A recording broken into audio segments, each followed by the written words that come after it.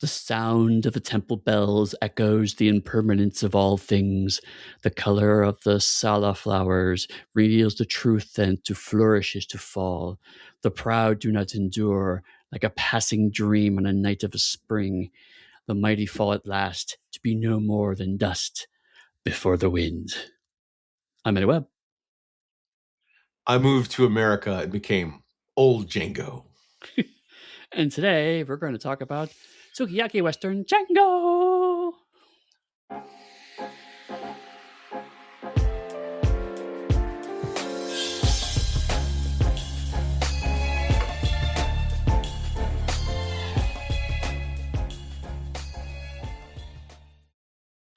Hello and welcome to another episode of Genres, where I talk about a movie I've never even heard of before.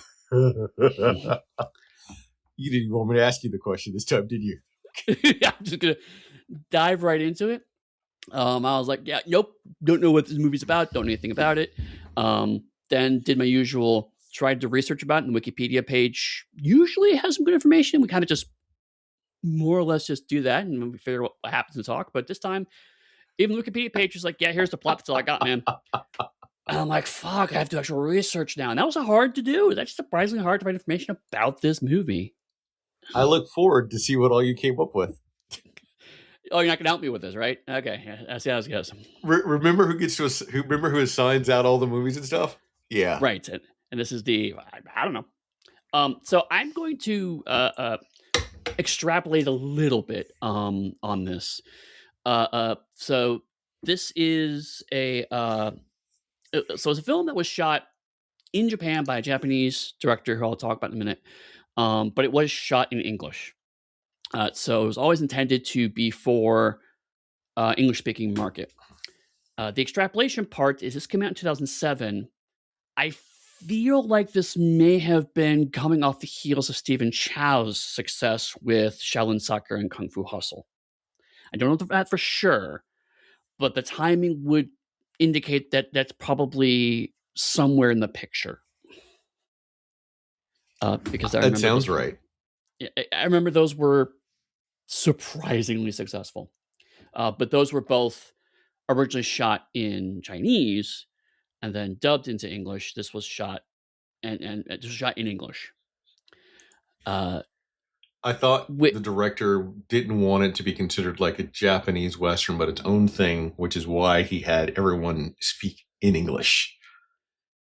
Yes, actually. So I did actually dig into director Takashi Miike, who I didn't know about, but immediately I suspected why you may have chosen this film, because one of his one of his favorite filmmakers turns out to be David Lynch in the English-speaking world. Well, Eddie, we covered Django. Well, right. And we've actually covered Django Unchained. We needed like the linking movie between those, right? Well, it's funny you say that, because, well, like, I mean, we'll call it, I guess, more in the movie, but like, spoiler for a plot point that's in the title of the fucking movie. But this is a prequel to Django, but also so is Django Unchained. So, and in this movie, Quentin Tarantino stars in it, and this movie came out before Django Unchained did. Well, I think stars is a very strong word to use, Eddie. Okay, Cameos, so that's another brings racism to. Point is that Quentin Tarantino appears as an actor in this film. But is actor the right word? I said it. I threw it out. He is on screen speaking lines, right? But the way all of the promotion for this film in the West implies like he's a huge part of this movie. Spoiler, he is not. Well, I'll wait because that's more in the plot. I could argue the point of his importance, but at the same time, it's We'll get into it. We'll definitely get into that. But I bring it up because like even on Amazon when I streamed this, it was like Sukiyaki Western Django starring Quentin Tarantino. Like that's exactly how it's positioned. And he is definitely not the star of this movie. I'm sorry I distracted you. You're going to talk about, I think, the director and the director's very small filmography, like tiny, Yes, teeny yes. weeny. Takashi Miike has only directed 100 films. He and television productions, including action films, children's films, comedy, drama, horror, musicals, and period dramas. So he very specialized, small filmography, if you will. Would you say that he is genreless? Yeah, exactly, right? And that's actually so that's kind of where most of my research went into, is because just learning about Miyake was fascinating, because it does tie into a lot of both what we like to talk about in general in this podcast, but also specifically this Western run, right? Because it's well, anyway. So let me talk about his history a bit more, kind of give some context for it. So, like I said, he's really liked David Lynch. Also, a big fan of Paul Verhoeven, who did Starship Troopers. So they're not all great. And also David Cronenberg. So like, it's interesting. You can see he kind of has a surreal style, and that certainly comes across in the movie. But what's most fascinating is that Quentin Tarantino is not on that list. So he likes a before lot of anyone directors. says it, Eddie, I can't believe that out of the many Paul Verhoeven pieces, you went with Starship Troopers. That was the one that was in the research material I got. You did not go with RoboCop with Peter Weller. Apparently, because Miyake liked Starship Troopers.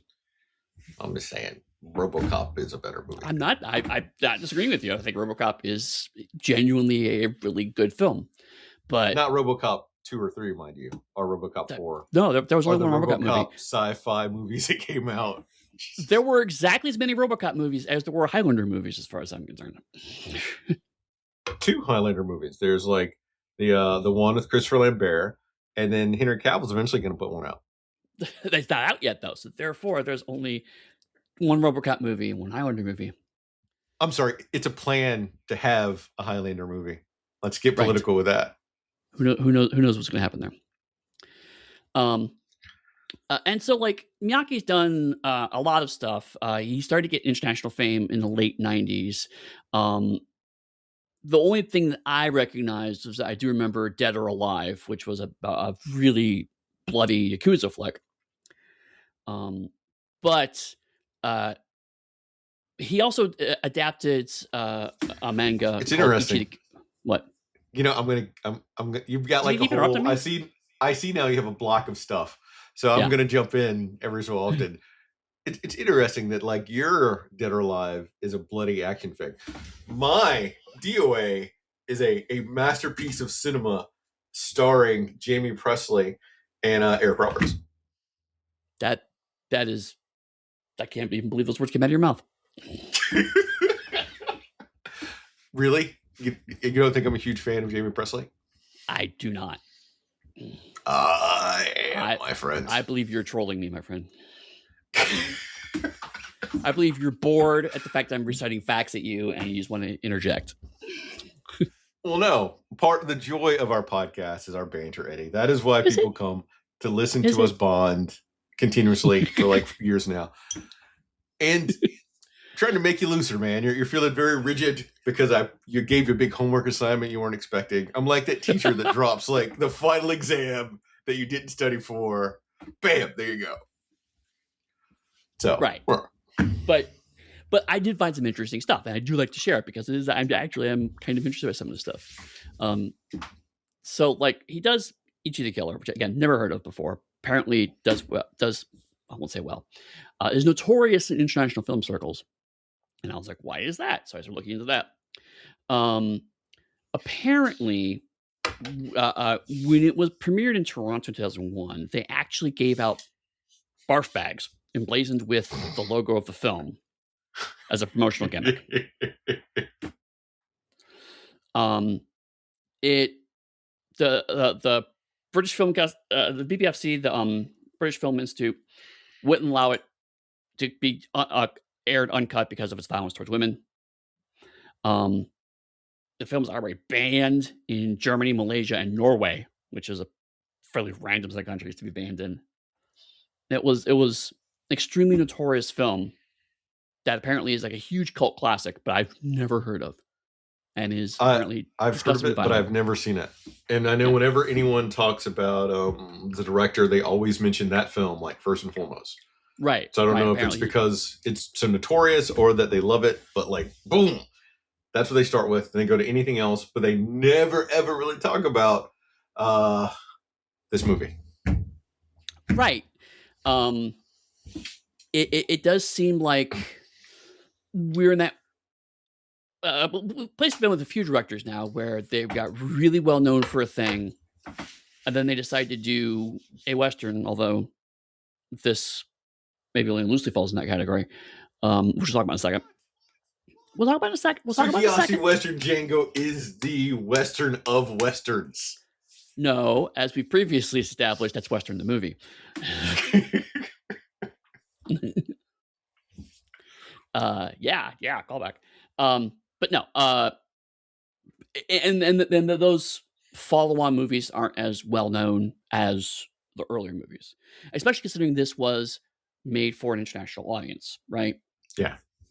Now, I think some of that was the cast is almost entirely Japanese actors, and they're all acting and speaking in English.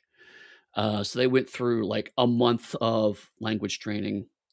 Also, on top of that, not only did they have to learn English, they had to learn horseback riding and gunslinging, which are not skills they were familiar with. And then the woman who plays I can't really talk about her character because it's a bit of a spoiler.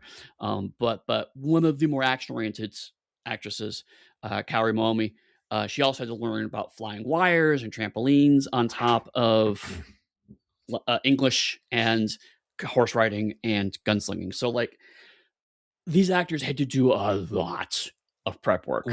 What year was Crouching Tiger, Hidden Dragon? Early 2000s, I believe. So it would have been right before-ish this. I think that I also saw Hiramori in other movies before this too. I can't remember what they were now off the top of my head. So she was, I think she was probably one of the more well-known actors in the entire film. Other than QT, if we're going to call QT an actor. Right. Which I loosely do. But so what's interesting is a lot of the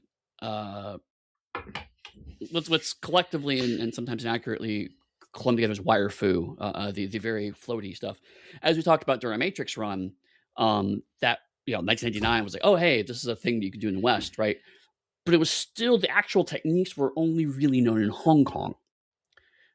Japan was just starting to learn about that as a technique. So even though it was becoming popular in other movies, a lot of these actors still weren't familiar with those techniques specifically. Yeah. So there's actually. I would also assume it's based on the genre that you act in too, would probably determine whether or not you'd be familiar with it. Yes, absolutely.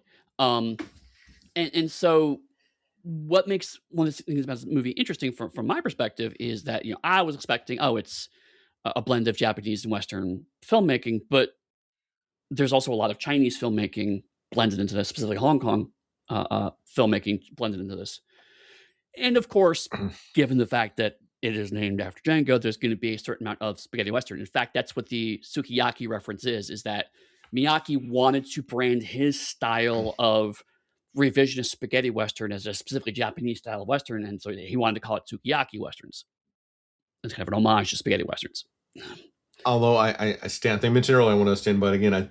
He was adamant against it not being called a Japanese Western, which is where that came from. He wanted it to be its own thing, which is why I know a little bit about the movie. Why he fought against like having them speak in Japanese or anything else. He wanted like that sort of dichotomy of impact when it hits.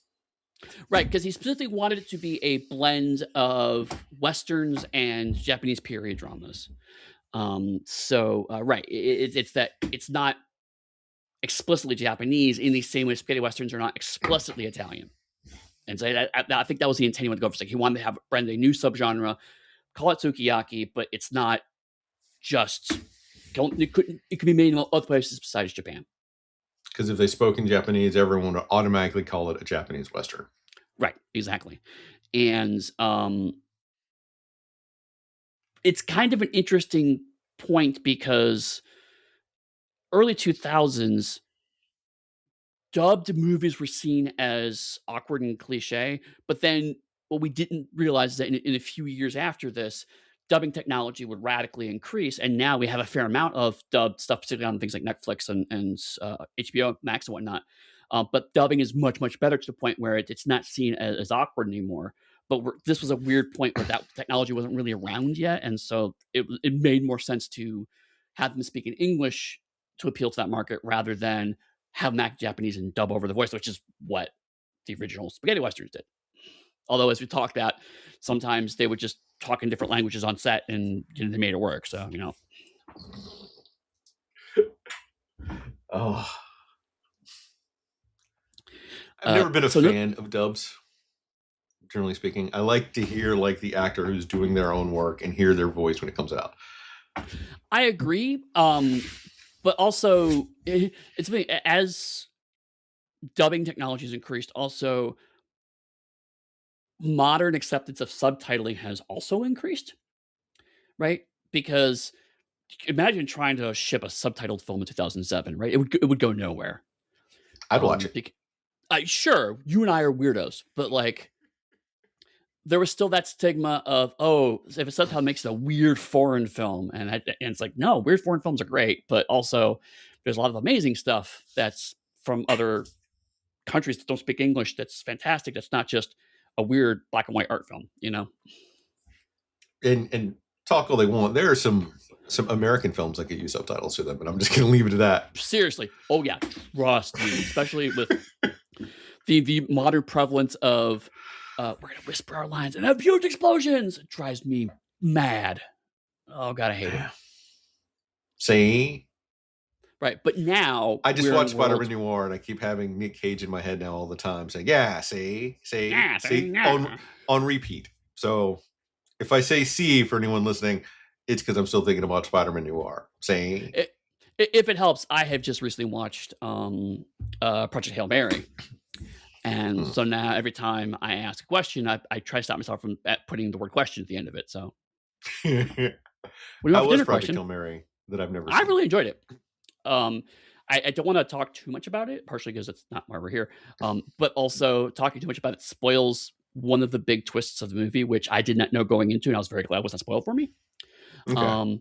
But it was nice. I'll just say it was nice to see that hard science fiction movies are coming back into vogue. And this was a good stab at a hard sci-fi movie that was still very fun to watch.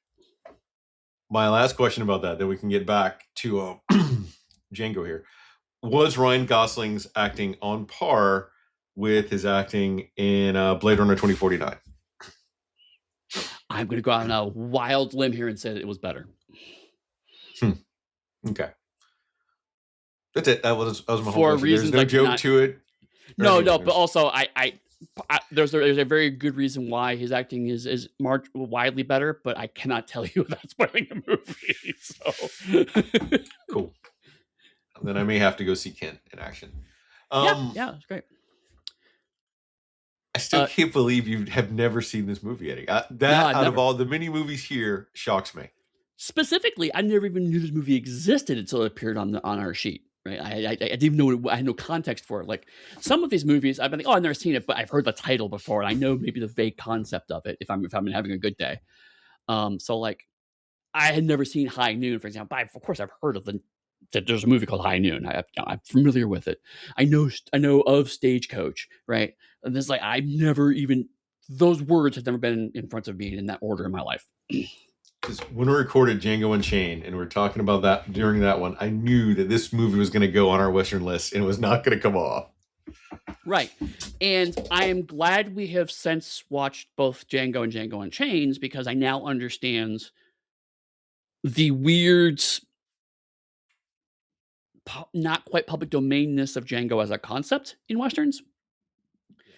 So we can be in this weird world where there are two prequels to Django that have nothing to do with each other, and yet somehow there is a guy connected to both of these movies. Right? And I'm really curious if QT contacted the director and said, you know what? Thanks for having me in your movie. We're buddies. I'm going to go make my own Django movie now a few years later.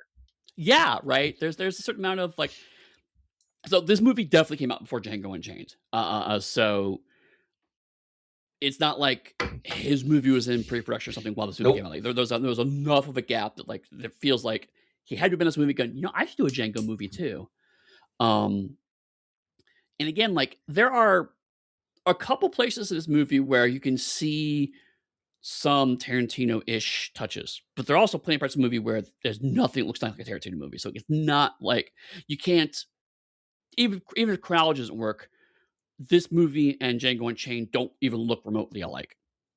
They're very different movies just visually, and that's not even counting the not quite medieval or not quite 19th century Japan / 19th century America bit, right? Even if you take that off the table, which you shouldn't because it was fantastic, they just not shot in the same way. There's a lot of different stuff going on. So again, super weird that he's in this, but we'll get to that.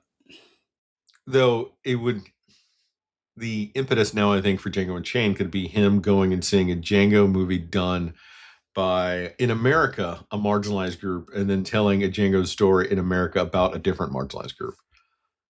Yeah, I could see that. Certainly, I could see him going, you could do a stylized spaghetti-ish Western involving the character of Django and do something else. Because there's other stories. Like one of the things I didn't realize till halfway through, and this isn't a subtle subtext. The movie at one point in time spells it out, but this movie's based on a Shakespearean play.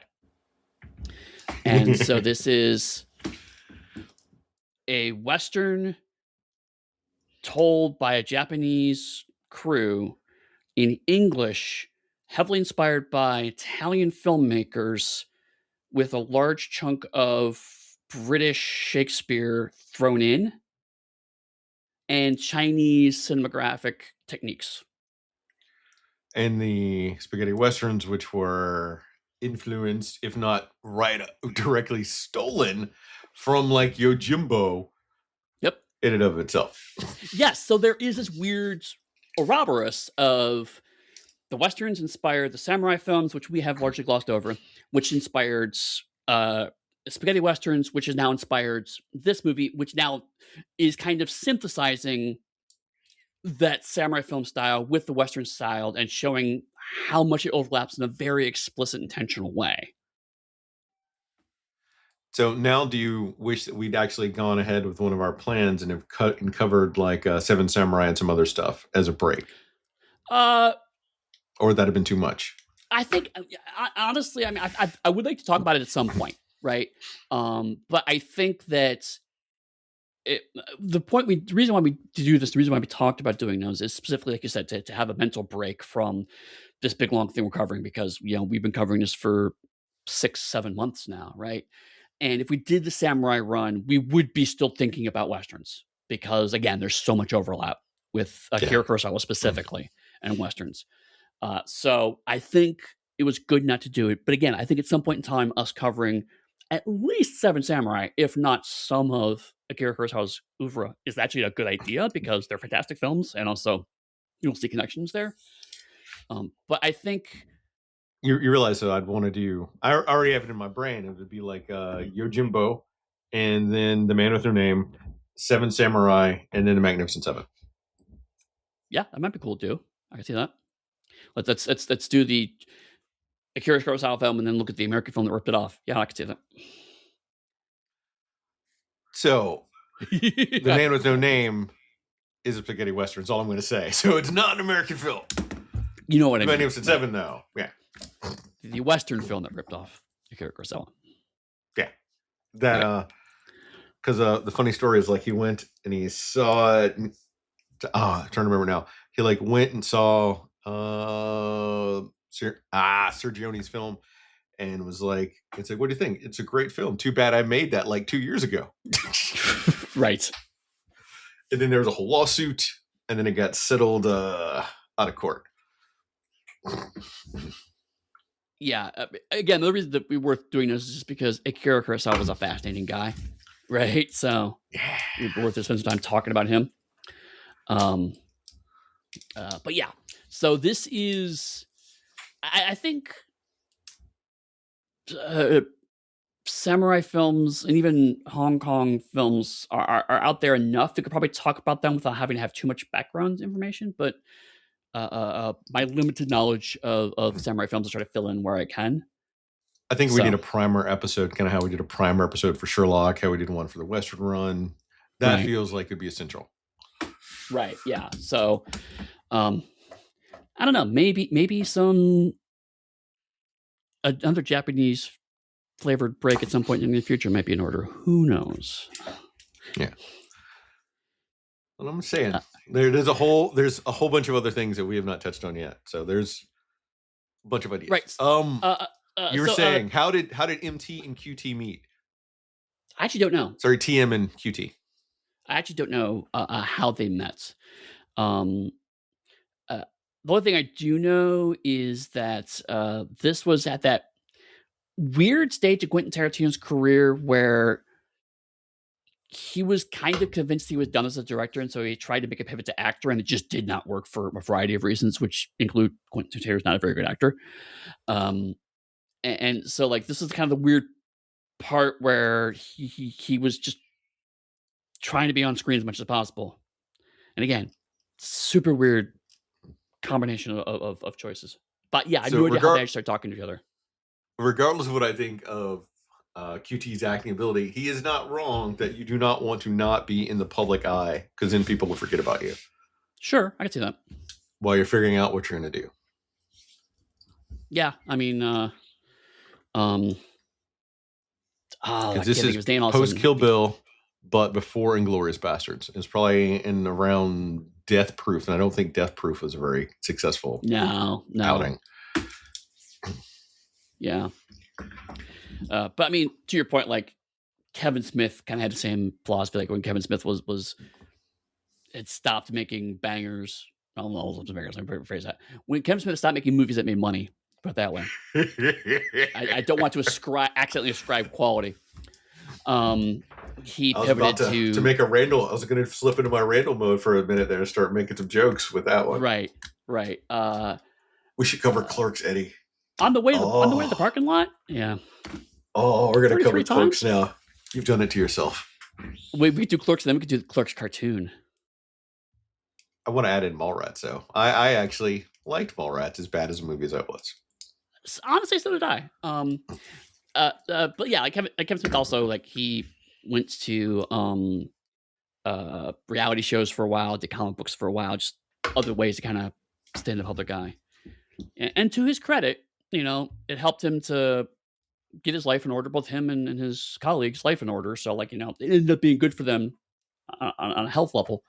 But definitely was a pivot that QT was trying to make and didn't quite work. Then again, went back to directing. And now, supposedly, I think he has one last movie he says he's going to make, but he's been saying that for ever.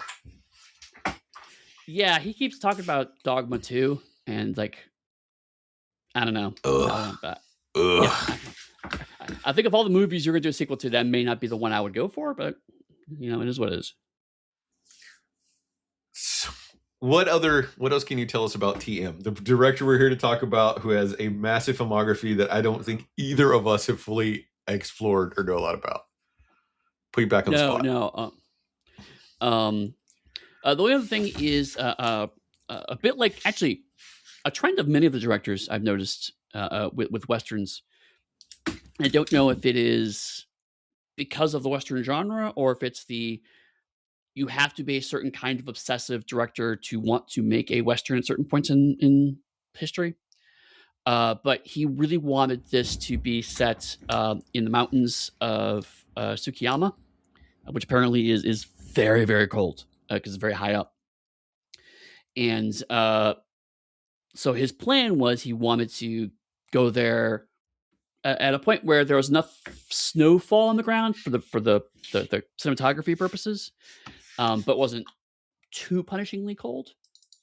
And that failed on absolutely both fronts.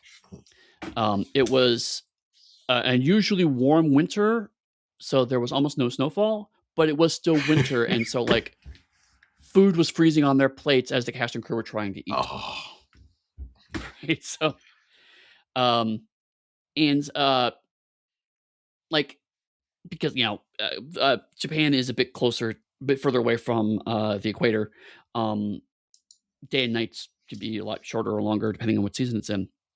And apparently, at one point in time, to get the set on time to hit the lighting right, the crew had to get up at 2 a.m., walk for 2 hours to get to the location at 4 a.m. It's the middle of the night.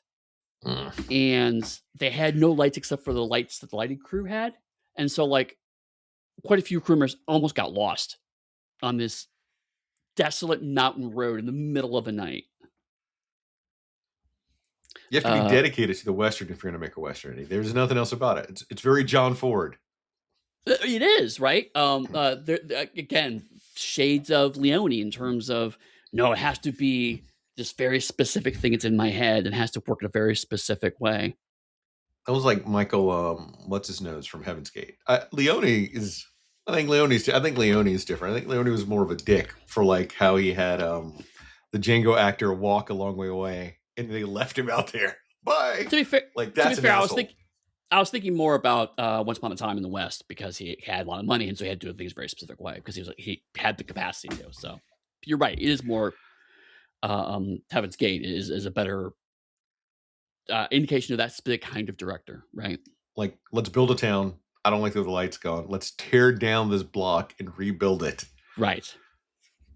And again, like, I need all of you to learn English, and also I'm going to hire a huge cast, and all of them need to learn English. Right. It's a very specific monomania to this kind of direction. And they built the town too up in the mountains, right? If I'm not mistaken. Yep. They did. Mm-hmm. Because they wanted to have a very specific look to it. It did. And also, because it was in the mountains, sounds was often a problem.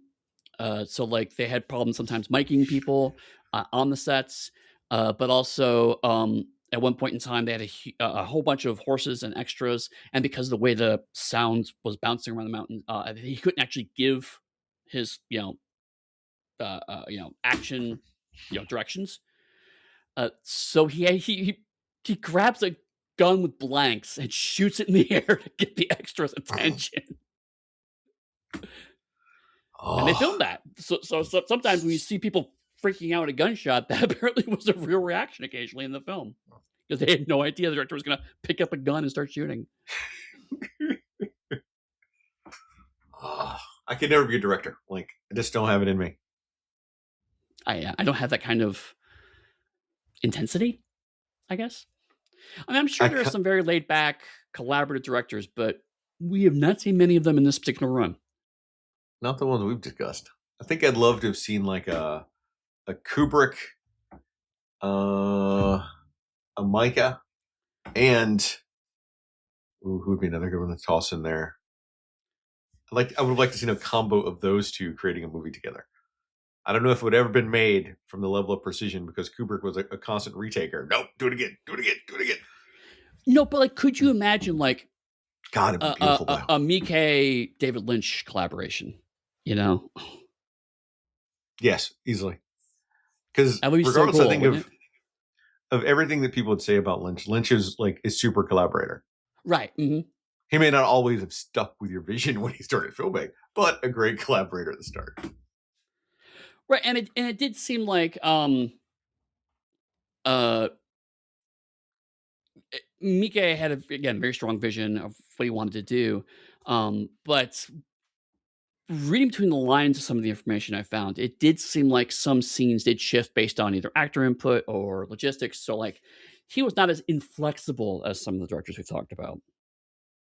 But again, just if you watch 5 minutes of this movie, he has an extremely eclectic vision of what he wanted this to be, and he nails it. It's a very specific synthesis of a lot of different influences for a very strong visual impact.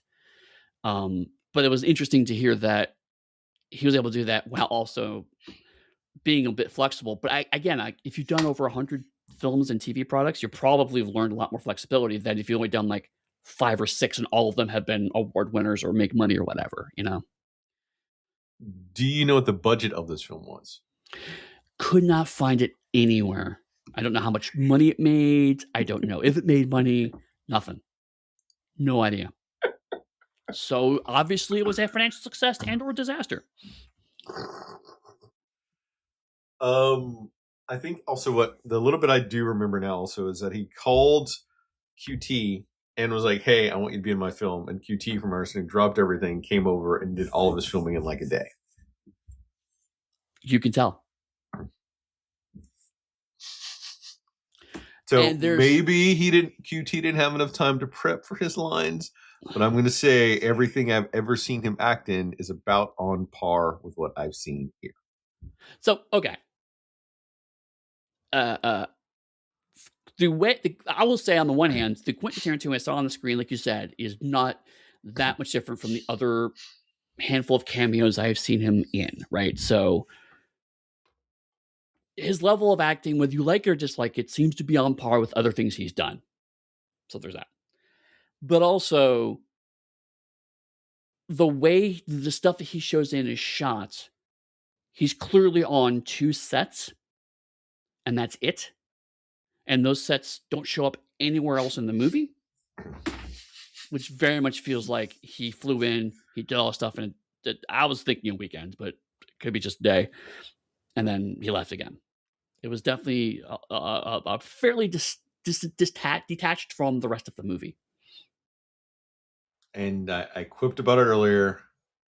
I consistently have seen QT playing with his white privilege a lot in a lot of things, and it's also done here. Right. Which, I guess maybe we talk about it now-ish. Yep, just to get it out of the way. Well, every scene he shows up in, it's just like all over you. It's like, okay, yeah, because like it's, I didn't know if I was going to say it for the analysis or not, but I guess just kind of talking out of the way. This movie's kind of strange in the sense of it is a Japanese production, right? And so usually the normal implications of race and dynamic and whatnot, we can't really apply to that because it's a different, different nation, different culture. And yet, because of QT's inclusion and the way he plays his characters, he manages to bring it all in. So it does invite the question in a way that I would not have expected to do otherwise in a entirely Japanese cast and crew. Mm-hmm. But also, like, the issue of race comes up because, like, the Japanese also have their own separate racism issues that come up in their media. And so it's interesting. When I saw what kind of movie it was, I was like, okay, well then probably won't even have this conversation come up. And then Quentin Tarantino shows up and I'm like, okay, well maybe it's just, okay, here we are. And he's doing a Japanese accent. Oh God, Quentin. Here we go.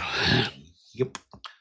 So you can't, so we have this weird case of like, the Japanese characters are all speaking English, and they're clearly appropriating is not quite the word, but like they're clearly filming something that's outside their own culture.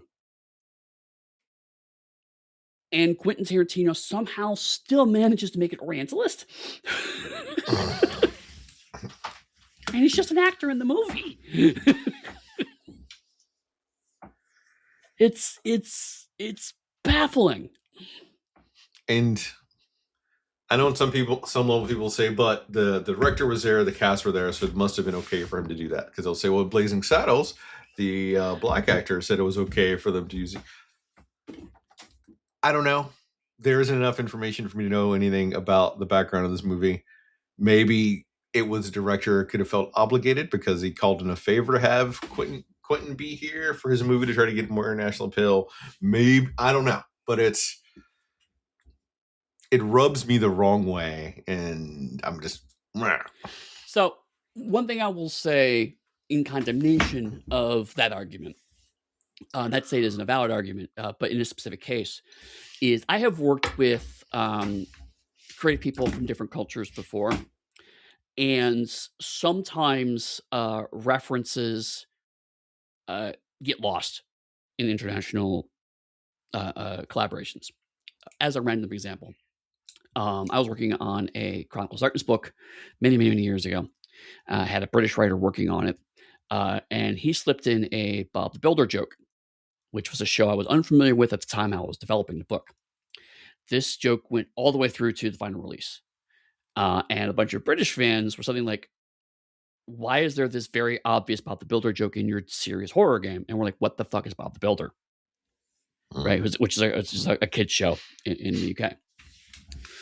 And so that went all the way through without being going. Another one, Vampire the Masquerade book, I was working, Matthew was the developer on it, who's from the UK. One of the writers, American writers, slipped in a When You're Here, Your Family reference. Yeah.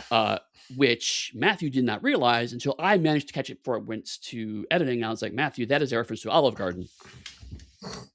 We probably don't want our Italian clan to have the tagline from the Olive Garden franchise associated with it. Right. So it is entirely possible that they didn't get the nuance that was happening there. Okay. It's entirely possible they could have signed off on it not knowing the ramifications of that agreement. Like I said, I don't know. I'm just trying to speculate arguments other people may have for saying it, but it's... Wow, for a movie I didn't know much about, we managed to talk 45 minutes before we even started. So. Because it is fascinating, because we don't know anything about it. Like, yes. It is a total new thing for us. Like, usually one of us has at least a good chunk of information about it. Nothing's researched. This, you've done a bunch of research. I know some random bits, but it's not like we know about the movie. Like, there aren't really details we know. And like I said, like it is such a. I'm briefly can't mess up the movie here a little bit, but like it is such a fascinating vision that I wanted to know more about Miyake, and that led to Robert Holf, someone who had a long career of media that I'm unfamiliar with. I saw, again, quick digression, on Reddit. One of my favorite subreddits recently has been "Shit Americans Say," which is basically just a bunch of Europeans making fun of ignorant shit that Americans say, right? But one of them I stuck in my head about this specifically was someone talking about how all media is American media. And while there was an interesting and fascinating conversation to be had there about how much American media has influenced media around the world, someone brought up like there are massive media franchises that the US specifically has never heard of. And so it is very easy in one culture to not realize how other media kind of interacts and works with it. So like, I find it interesting to go, oh, hey, there's this whole other area of media that I was completely unfamiliar with, and how that pans out and ramifies. It's like finding someone here who massively prolific director that I don't know anything about is fascinating to me. It's like, oh, that means that there's a whole body of work here, and how that body of work impacts him. That if it was like a Spielberg or a Cronenberg or whatever, we're familiar with their oeuvre, even if we haven't seen all their stuff, we can have more of, oh, it's probably gonna look like this, probably gonna feel like this. Whereas this, like, I don't have the necessary context for this very prolific director. So I find that fascinating. We may have to do a Mike run then too. Sure, if I have nothing English language stuff. Although we may have to subtitles. We may have to bring our own barf bags for the EK one. You know what? I don't think we would cover Ichi the Killer because everyone knows it. I would want to do something else. Fair enough. All right, if you want, we could jump directly into the movie unless there's anything else that you want to go into about the film. No, I the think we should talk about creation films, of the film. I think we've talked enough about what little information we have. Okay, so the movie starts with a man on a fake outdoor set carves an egg out of a snake before shooting down several men while telling them a story about the conflict between a white and red clan. And no, I did not accidentally watch El Topo. After they die, the man makes himself a meal as a woman looks on watching him cook. That's the opening Quentin Tarantino section. I'm gonna stop there because it's a whole thing. The snake eats the egg, is taken by the eagle, and then he shoots it out of the sky. That's a whole other chain of events. That is how extreme of a gunfighter this mysterious stranger is. Or I think Ringo is his name, supposedly. Is it really? I didn't. I mean, technically, his name is actually mentioned later in the film. I'm quickly skipping to try to find it. Peringo. Apparently that's his name, Peringo. Ringo. Yeah. I thought you said Ringo. Sorry. Because, but yeah, there's like a famous Western gunslinger who was named Ringo. There's a whole lot of like little tidbits of history and everything else in this too. So yeah, and again, like this movie's not subtle because in the speech he gives, where Quentin Tarantino suddenly does a terrible Japanese accent speaking in English for no identifiable fucking reason. But he gives a longer version of white guy privilege. Right. Give a longer version of the line I quoted at the beginning. But then he, in the course of that, mentions it's a bit like the War of the Roses. Right. And of course, the War of the Roses famously is the people who are signified by the red rose versus the people who are signified by the white rose fought. So like, it's very clear there's meant to be an intentional reference, and there's a long, I won't say long, well, time-wise, there's a long history of Japanese remakes of Shakespearean plays. Akira Kurosawa did at least one or two of them that I'm aware of. He did a King Lear version, which name escapes me at the moment.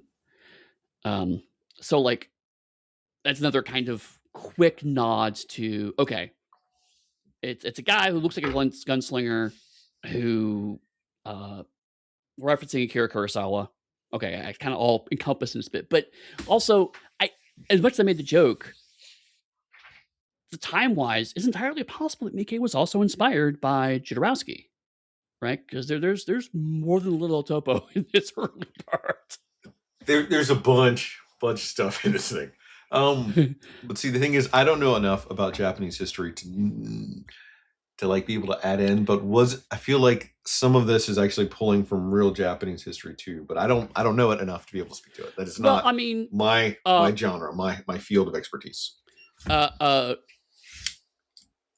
Yes, I don't think it was a reference to a specific conflict, but I do know that part of the reason why there have been specifically for a number of samurai film remakes of Shakespearean plays is because the various clan wars and the way that the samurai act mirrors pretty well to a lot of character archetypes in Shakespearean plays, specifically because also the tragic outcomes of a lot of samurai films pairs well with the tragic outcomes of a lot of Shakespearean plays. So like the time period was inspirational for these kinds of stories in the same way the time period that Shakespeare was referencing in his plays was also inspirational to him. So the historical fiction is probably the best way to kind of come out that. I don't think it was based on historical rigor, but history inspired a fictional story.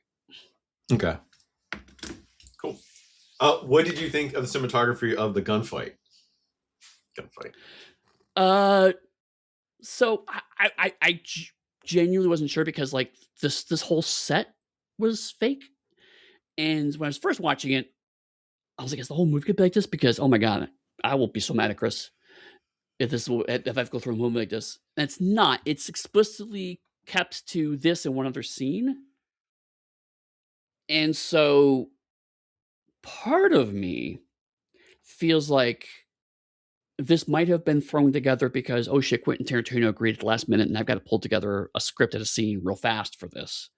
And so I'll grab whoever's on scene and just put it together. Part of me wonders if the very obvious made for TV style artifice here is intentional to bookend a much more intricate movie.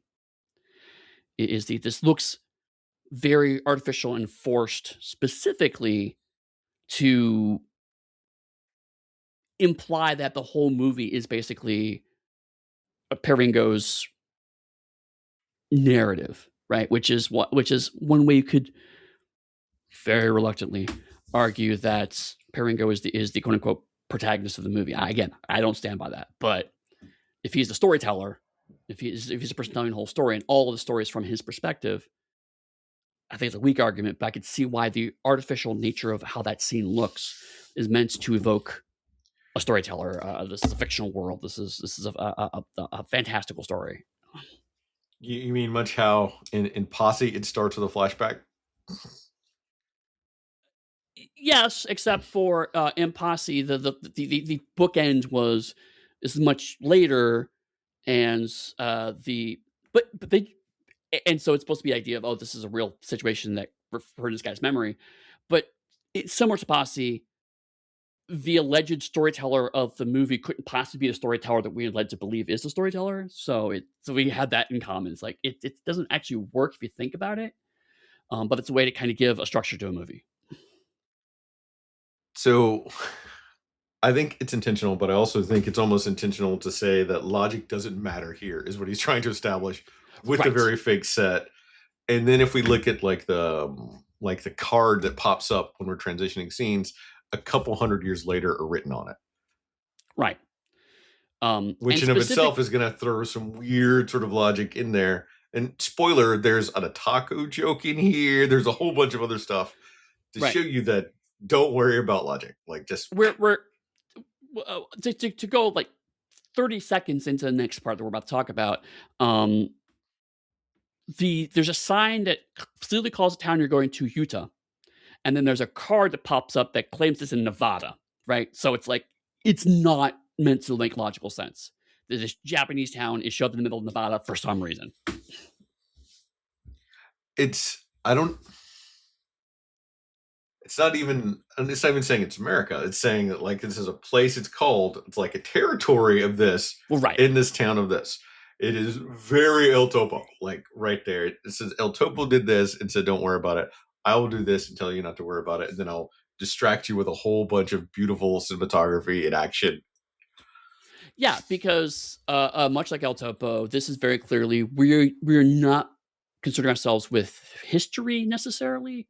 We're concerned ourselves with Western tropes and using those to tell a specific story. But what's interesting is that he is synthesizing Western tropes and samurai movie tropes simultaneously, but in the same way, right? Neither of them are they're completely divorced from actual history to just show you a bunch of movie tropes. Yeah. Which is wild. And again, I think the reference to the War of the Roses, it gives the whiff of history. It's like, here's another historical reference. And then later on, we find out that is not a reference to the actual War of the Roses, a reference to the Shakespeare version of the War of the Roses, which is another historical fiction artifice. So much so that I don't even know if we do spoilers anymore for this one. Is you have one character who says, "Call me Henry," literally in this. Right. Yes. So it's definitely a strange start to a movie, but I did not appreciate what the start was doing until after I had finished seeing the movie, which is a bold choice. I would have been better with the start if Quentin Tarantino had just used his real voice. Like that really. Yeah. So this is, I think, the second time I've seen this movie, and it just.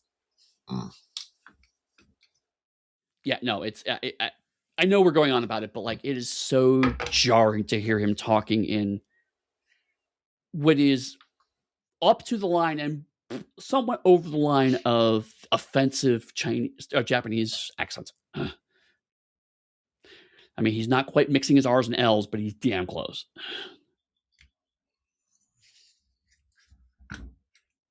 Anyway, anything else about that before we move on? No. Let's get to the movie proper and leave the dream sequence. Fair enough. As the credits roll, a lone gunman travels to the town of Utah, Nevada, which is run by the warring clans of the white-colored Genji and the red-colored Heike. As a note, I'm just going to call them the White Clan and Red Clan going forward to keep them clear. After ignoring requests from both clans to join them, he's given shelter by a woman named Ruriko, who takes care of her mute grandson Hihachi. Ruriko tells the gunman that many years ago the town prospered in gold mining until both clans fought over the gold and drove away the population. The Red Clan aligned sheriff tells the gunman that in the midst of the chaos, a Red Clanman named Akira married a White Clan woman named Shizuki, and they lived peacefully with their son Hihachi until the Red Clan leader Kiyomi, aka Henry, killed Akira in cold blood, rendering Hihachi mute from the trauma. Seeking protection from her son and maybe vengeance for her husband, Shizuki became a sex worker for the White Clan. Since then, Hihachi has been tending to a trio of red and white roses, waiting for the day that they bloom. Because this movie is not subtle in its allegory at all.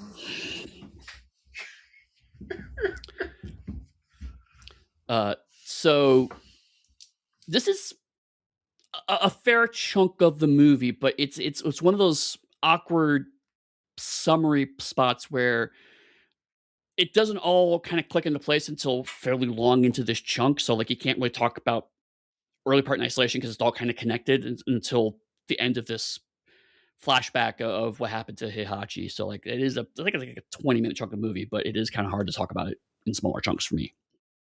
How did you like the iconic cowboy riding into town? I loved it. I thought it was great.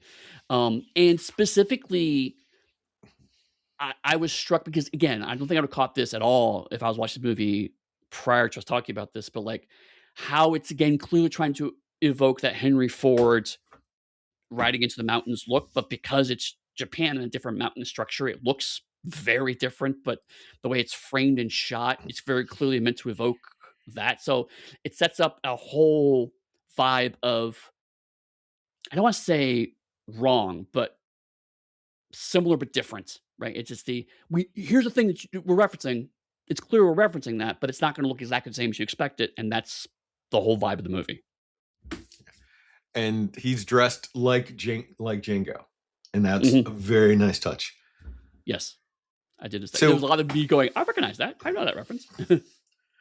At any point in time, does Red Sun pop into your mind or parallel anything that you're saying here? Curiously, weirdly not actually. I went through the whole movie. At the end, I was like, I never actually thought of Red Sun the whole time, and I think that's partially because if we're looking at these movies as an overall spectrum of how people are engaging with these tropes, Red Sun was by the way, also samurai movies exist, and they have been inspired by the same movies that these characters. So let's put those in direct conversation with each other. This is the synthesis, right? Let's put them in a blender. In the same space. So that the focus is not on the contrast between these two things, but focuses on how they are very, very similar. So yeah, I didn't really feel the same way about the same movies, even though there's a very clear way you could think about them, but they don't feel at all similar. That said, the costumes in this movie are fantastic, right? Because they are a literal synthesis. Awards. Oh, they did? They should. No, I said they should win awards. Yeah. Like, they're amazing.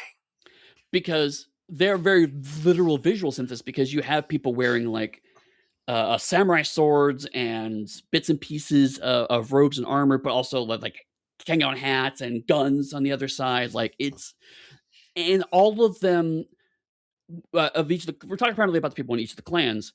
They all very clearly have their color signature palettes, whether it's strong white or strong red, but they all look like distinct characters, even in a group shot. They all look visually interesting, and which is great for a movie like this where it can be kind of hard to track characters, but you can visually go, oh, it's that guy, very easily in this movie. And do you know how many movies, we'll just stick to Western, how many Westerns can't do that even today? I know, yeah. Someone's like, oh, here's a whole bunch of people with vaguely brown hats and kind of blue shirts, right? But this one, it's like, I may have occasionally been lost on who was speaking in a moment, right? But like visually, every time I knew exactly who the character was, which again, like, there's also a fair amount of, I think, anime influence at this point too, because one thing that good animes do well is strong character silhouettes, and so there's very much the people with red streaks in their hair and oddly colored hair, strange haircuts. There's more than a little bit of anime visual influence going on as well, which is a good one to draw from if you want to have strong character visuals, right? And there's a lot. I want to say our gunslinger here has a Django sort of dress to him, but engages and interacts more like the man with no name. We didn't watch the Clint Eastwood right Sergio movies for this, but he acts and engages a lot like that character, because for Django has like a history associated with him, is more vulnerable, and has like all this sort of emotional baggage and weight, while the man with no name just kind of shows up, fights, has both have morally ambiguous codes, but has more of a supernatural vibe to them. And our gunfighter here has more of a supernatural vibe. They have no real history to them either. So it feels more like that character than Django. Which is interesting because we are going to see some stuff in the second half of the movie which explicitly makes this a prequel to Django. This is not like Django Unchained, where it's a movie that happens and then there's a sting at the end that says, "Oh, and also became Django." Right? This explicitly needs to be before that movie, and so that becomes retroactively an interesting character arc. Is Django becomes more human through the course of this movie. He starts off as just a stereotype. He's just, like I said, the Clint Eastwood style drifter who comes into town and immediately causes or tries to solve problems, and as a result causes things to kick off. And that's exactly what happens here. He just comes into town and both clans are like, "You should join us, you should join us." He goes, "No, fuck you both." And then that causes problems. And so the simmering Cold War that had been brewing between two clans now becomes hot as a result of his refusal to join both of them. But then we get he becomes a starting scene that shows what a badass he is, though. Like the guy that shoots an arrow at him and he just pulls and like shoots the arrow out of the air. Right. Or someone gets a hole shot. He shoots a hole through someone literally in their stomach, and then someone else shoots an arrow through that hole to kill somebody behind him. Amazingly over the top violence. But yes, Django is extremely skilled, but he's not much of a person until he starts talking with Shizuka and her mother. All right. Mariko. I think we're at crossroads, actually. So you're thinking the character that rode into town is Django. Right. Isn't that yeah, that's the lone gunman. Does anyone call him Django? No, initially no. He doesn't get the name Django until the credits. I said I'm listening twice. I think the Django is the kid, not the gunfighter. Oh, crap. No, I just read my notes. You're right. Hihachi becomes Django. So that's why, like a few years later, when he grows up, he moves to Italy and becomes Django. Oh, okay. That actually... This is a man with no name. Changes one of my notes. Okay. All right. No, I misread the last 30 seconds of the movie. That's on me. Because literally, that's why I'm like making those parallels, because he rides into town. He has like all these overlaps of Clint Eastwood's Man with No Name. Right. Okay. So your argument is the Man with the No Name shaped Django. Both. Yes, that's my assertion here. Both literally and also metaphorically. In this universe, because we're going to say that, like, since our last movie credit said the kid moves to Italy and becomes Django. Yes, for my assertion for this movie, I believe that the Man with No Name is our Clint Eastwood character that rides into town. Because that would give Django more emotional depth, which Django has, than what the Man with No Name does. It is amazing how misreading one word changes a large chunk of what I thought of this movie, because it came in like, oh, this is one of two prequels. But now that you say that, you're right. If Hihachi is Django, then it's entirely possible Django Unchained could have happened between this movie and Django. I mean, there's lots of reasons why it couldn't, but roughly speaking, it could. And I may have missed something too, because like I said, this is my second time ever watching this movie. Right. Okay, then you're right. The lone gunman literally has no name. He's never given a name. Damn. Okay. Wow. All right. Well, cool. Hey, yeah. I'm happy. If you disagree, I'm happy to hear. No. I just scrolled through my notes and realized, no, I wrote it down and then just remembered it wrong. So that's on me. It's not often that a small misunderstanding on my end radically changes my view of the movie. But okay, so let me work back. Yes, the man with no name is a badass, and you're right. He's just a pile of tropes. So Heihachi observes this, and now that you say that, actually, it makes a lot more sense because Heihachi is the one who's traumatized by his father being killed, which gives him a strong sense of justice. And then later on in the movie, another thing happens that, okay, all right, yeah, now it's all clicking into place. So I'm kind of thinking as I'm talking. We're gonna like take this all over the place because the movie's all over the place, but even sort of like the end where we have him turn and look at the gun and then look back at the flowers and says love, we know that Django from the 60s movie gets married and has a wife and everything else, which would be love. Right. And she gets killed, and that's his impotence for vengeance. Right. What I had mistaken, because guys, again, I read the credits at the end of the movie wrong, because the gunman was still present when Heihachi said that. I thought he overheard that and then decided to go forward with love, and therefore became Django and took on the name Django. But it makes way more sense now that you say that Heihachi's actually Django. And for anyone curious, even if like that the time they say he moves to Italy, becomes Django, but we also know that I think Django fought in the Civil War for the North. And for people that are curious, there were Japanese soldiers that fought in the Civil War too. So all that lines up. Yeah, because I had a ding about like, yeah, but didn't Django didn't actually take place in Italy, but this makes more sense. Yeah. Okay. Wow. All right. Cool. That's my take, but I could be wrong. I love so anyway, that Ruriko, I think is her name, comes in and like de-escalates the entire fight, especially given what we're going to learn about the character. Like de-escalate. Everybody be cool. Yeah, there's again, one of the things that's interesting, because this is an overlap of samurai and Western movies, is that the prominence of the duel, right? But the duel takes very different perspectives, and we'll actually talk about that later on in the movie. But here, like, the large groups of men who are getting each other wound up, and that leads to violence, and then having a woman come in and de-escalate that is actually a weirdly atypical moment in these kinds of movies that we've seen so far. Usually, either the situation is resolved by violence, the stranger comes in and proves his superior skill, and everyone is scared of him, and that's how it gets de-escalated.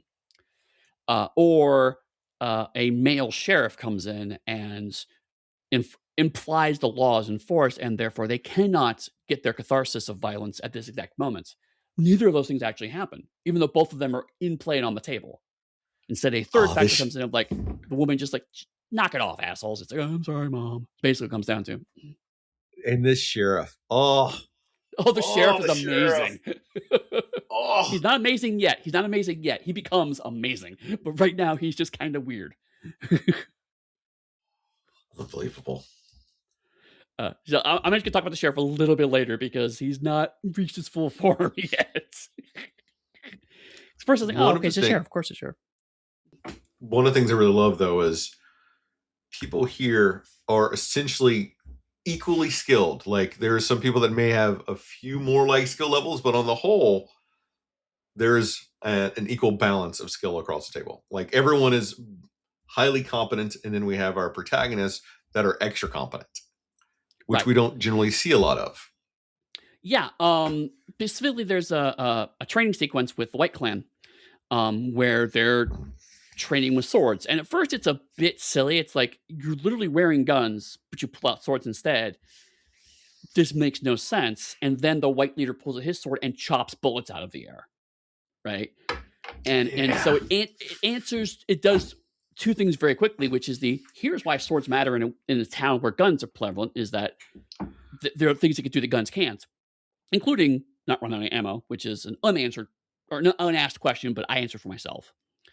But then also it's like the white clan leader isn't afraid of guns and enforces his clan to train on swords, even if guns are easier, because they do offer a solution if you're good enough, which is you can chop bullets out of the air.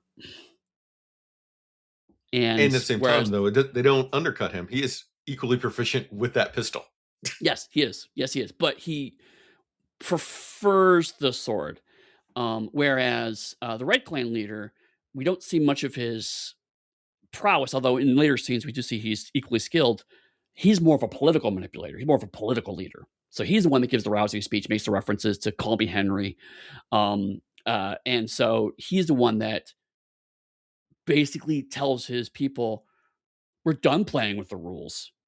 We're not doing this by the way things used to be done. We're now going to do things the way that Shakespeare told us to do things.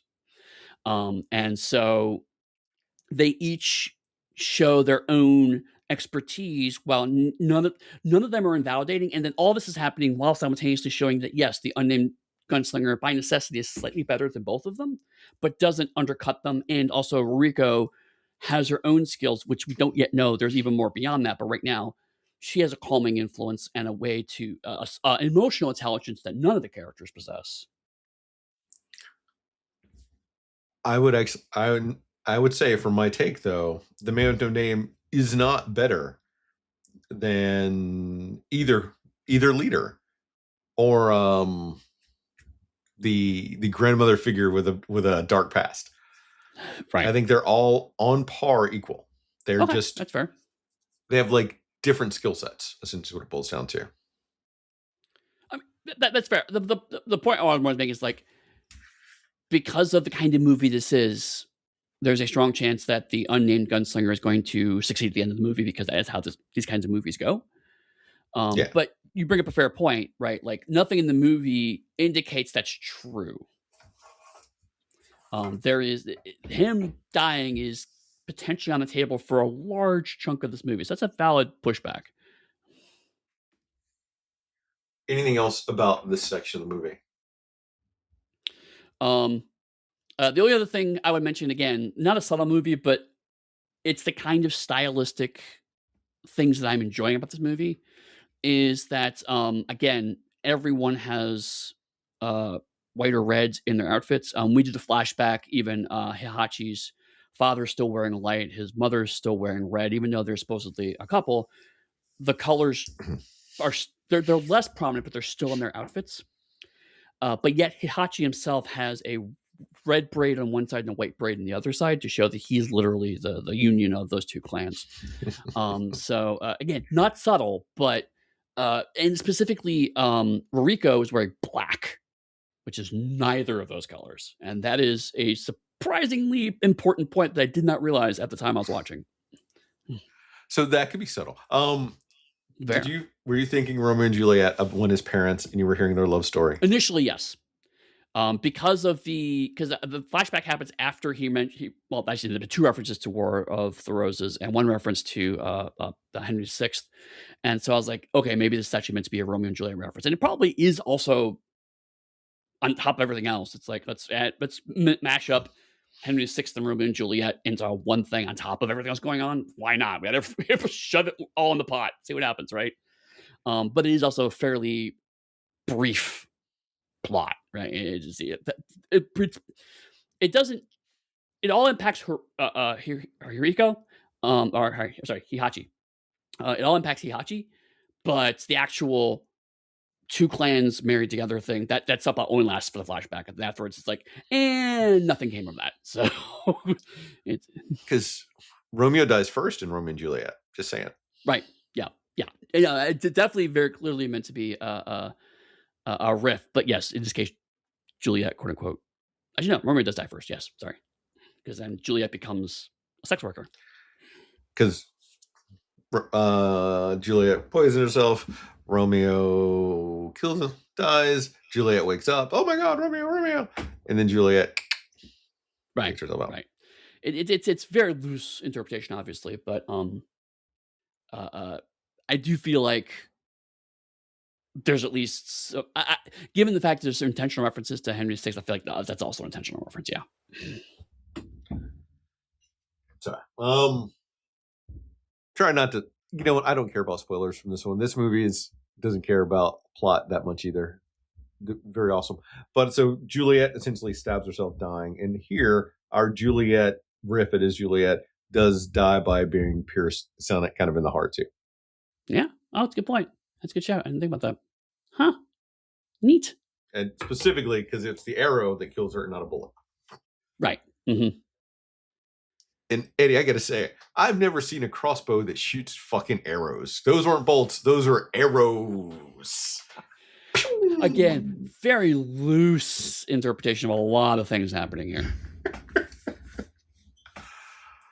And it's a hand crossbow with that. Your side. Right. Anything else, or move on? No, small bit. That was it. Okay. So next small bit. Later that day, the gunman wins a challenge from the White Clan henchman Yoichi to have Shizuki for the night. So he goes into the bar. He challenges one of the henchmen, and he wins the ability to have her in the bed. Before he proceeds with that, he is told by the White Clan leader, Yoshitsune, that he's reminiscent of the legendary female gunslinger Bloody Benton, which you've never heard before at this point. Later, Shizuki warns the gunman that the White Clan leader sent some men to retrieve a new weapon for the henchman to use on him. He tells Shizuki to take her son and leave town tomorrow. And I'm not going to lie, right? I didn't watch ahead. I didn't read ahead. But they're like, we have a new weapon coming to town. It's like, tell me it's the Gatling gun. Please tell me it's the Gatling gun. It's a Django movie. It's got to be the Gatling gun, right? Yes. Like, even here where the man with no name wins a night with a sex worker, Django has like a brawl in the Django movie to essentially win a night with a sex worker. Right. Yes, I remember that. Ends. Very different. Which is why I was confused. And in retrospect, I think maybe that was intentional.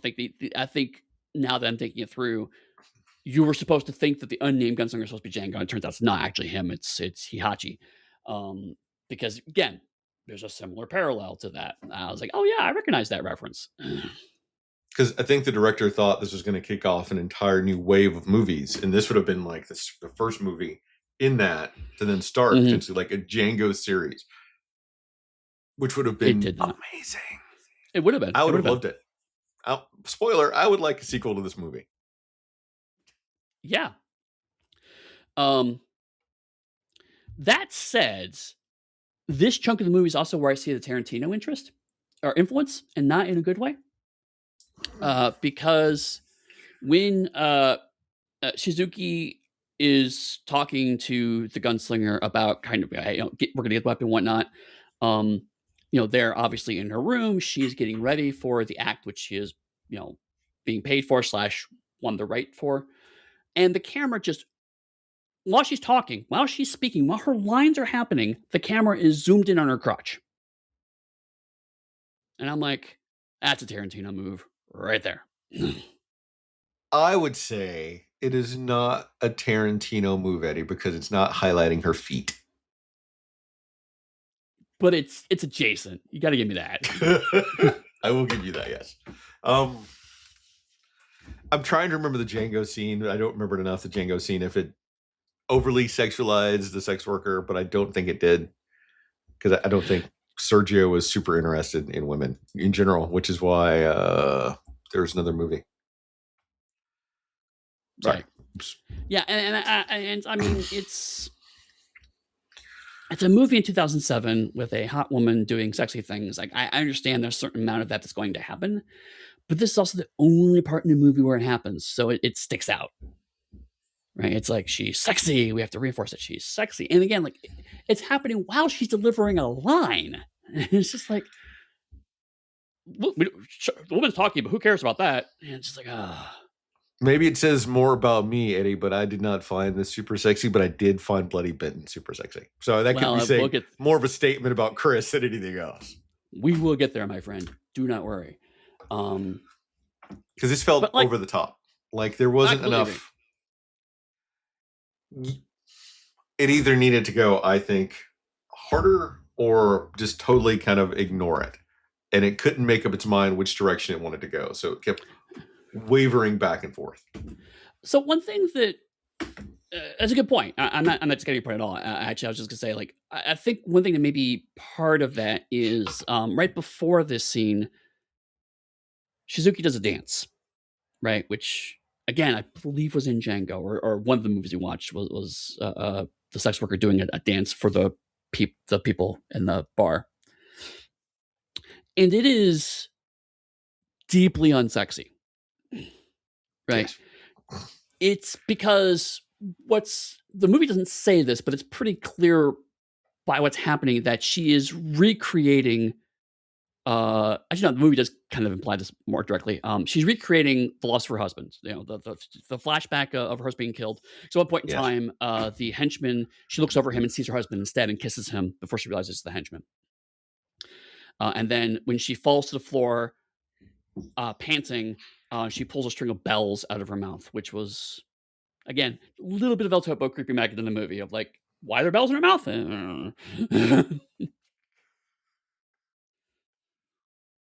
But yeah, so like it's clear that in the world, this is supposed to be a sexy dance, and like the characters in the scene are acting as the sexy dance, but the way it is shot and performed, it's just desperate and not scary, but like she's clearly traumatized. Yes. Which I think is the big disconnect from like Django. When we saw Django, those sex workers were there because they wanted to be, because it was like the only job in town and they were bored. Right. This is a traumatized woman that's stuck in this environment they can't escape. So that's a whole nother level that would detract from anything like sexy here at all. It's just right, because the movie is very clearly saying the only reason why she's doing this is so she can continue to be protected by the White Clan leader, so they don't kill her. It's like, you know, she ran away with a member of the Red Clan. He got killed.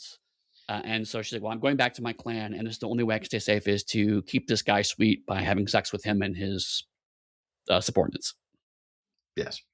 Which then has a lot of echoing to El Topo, if you remember the general at the start and his men and their sex workers. Right, exactly.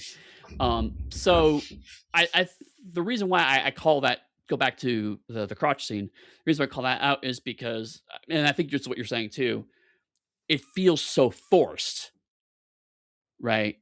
And it's you're trying to make this sexy, but everything up to this point in the movie, unless you're into humiliation, which I am not by any stretch of imagination, this is not remotely sexy. And maybe that was the point. Maybe it was we're going to shove this in your face because it's the thing you think you want, and you're to the point where you don't want it anymore. But given that Quentin Tarantino is attached to this project and he's an inspiration for Miyake, I can't take off the table. It's just like, look at her crotch. You know, it's like, I don't know. The whole scene just feels a bit weird to me, and not in a good way. So to some extent, you say he's pulling a David Lynch, which is like forcing you to deal with a thing that you don't want to deal with, and putting all the uncomfortable associations around it on it, which would have the Laura being traumatized, and Laura was also potentially a sex worker to some extent sometimes, and you have that trauma here.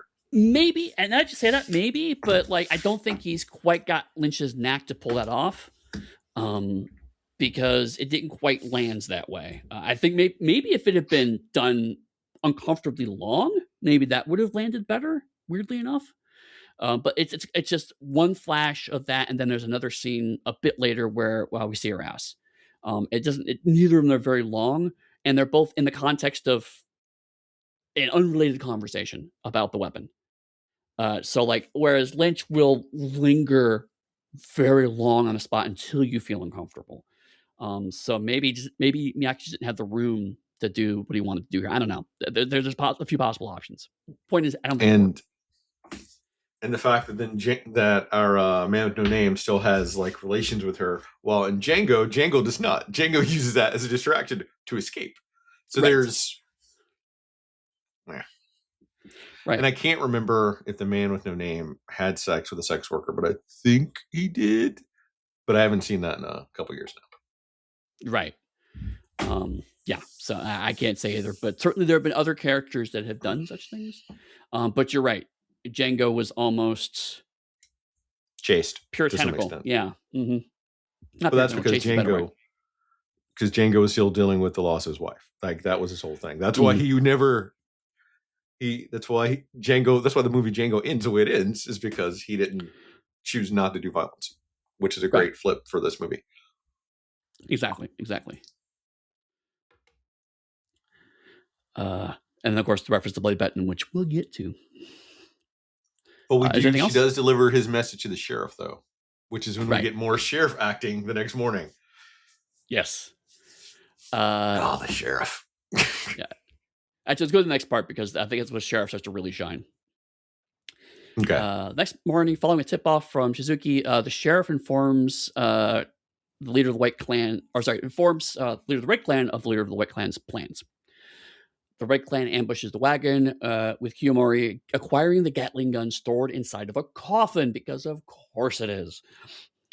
Meanwhile, the White Clan accuses the gunslinger of telling the Red Clan about the weapon shipment and tries to kill him, but he escapes. As the White Clan races towards the wagon raid, Ruriko, Shizuki, and Hiachi flee from town, but Shizuki runs back to save the roses. She is mortally shot through the heart with an arrow by Yoichi.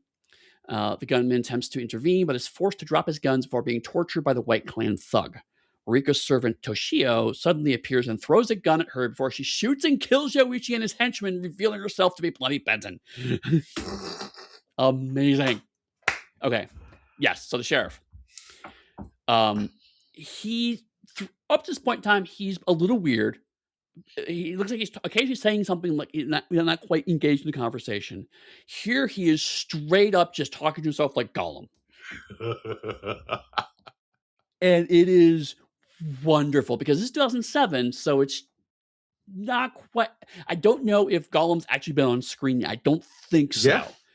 Yes, Lord of the Rings, I think, was 2000 to 2004 was that whole trilogy. I thought it was 2005. I thought it was later than that. Okay, so then yeah. So I was like, this feels like it's got to be a reference to Gollum, because it's so he's even looking in different directions of the camera, just like Circus does while he's playing Gollum. They should have already seen it, and like it was an international success for everything it was. Right. But yeah, then so the sheriff is just wonderful, right? He's just like he's the sneaky bastard who clearly wants one side to win, and he's in no way, shape, or form a figure of law and order.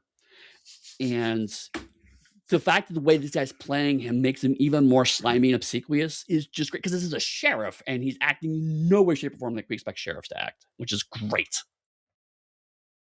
Well, I think you've seen enough Westerns now to know that sheriffs do not act the way that people say that sheriffs act. No, but there's usually that's fair. I'll just say there's usually an attempt to appear that, but he did do that earlier in the movie. But like, even the highly crooked sheriffs don't have the same kind of lunatic obsequiousness as this guy does, right? This guy's just off the charts, over the top about it, and I think it's great for this specific movie, because it's such a change of pace to everything else that's happening in the movie. And it got to the point where it's like, oh, it's a sheriff on screen again. I like this guy. So you say that they accuse the man with no name of selling them out. They don't accuse him. He makes a statement and starts shooting where the dude was sleeping. Like, that's a form of accusation. An accusation is like me accusing you of something, not me making a statement with you nowhere around. But then we get the most anime scene, the entire thing, when the man with no name leaps out the window, and it sort of like freeze frames and does some cool stuff. They leave the horse time to come so I can land on it. Oh, I loved it. I loved it so much. I squeed even this time when I saw it. I was like, yes! Honestly, so When I watch these movies, usually I have it going one screen, my document in the other, and so I don't spend a million years watching it. Sometimes I'll let the movie run for a bit while I'm writing up my notes. And so like there's fun gunfight going on. I'm glancing every few seconds, but I'm also writing my notes down. And then that scene happens. Like, what the fuck is going on? So I rewound it. I was like, I have to watch this again because it's like this is a pan and scan camera. What is happening? You're right. It's up to this point in time. I was like, oh, I see a little bit of Leone here. I see a little bit of Tarantino here, and let's see, this is I've never seen this before in a Western. This is, as far as I could tell, pure Miyake. I was like, this is wonderful. I love it. Which is what you're supposed to do every time you come. You don't totally rewrite. Well, technically, Miyake did rewrite the whole genre, but you're not rewriting the whole genre. You're adding in new elements and you're elevating what you're doing. And that whole scene is elevating like the genre of itself, adding new dimensions to it. Right.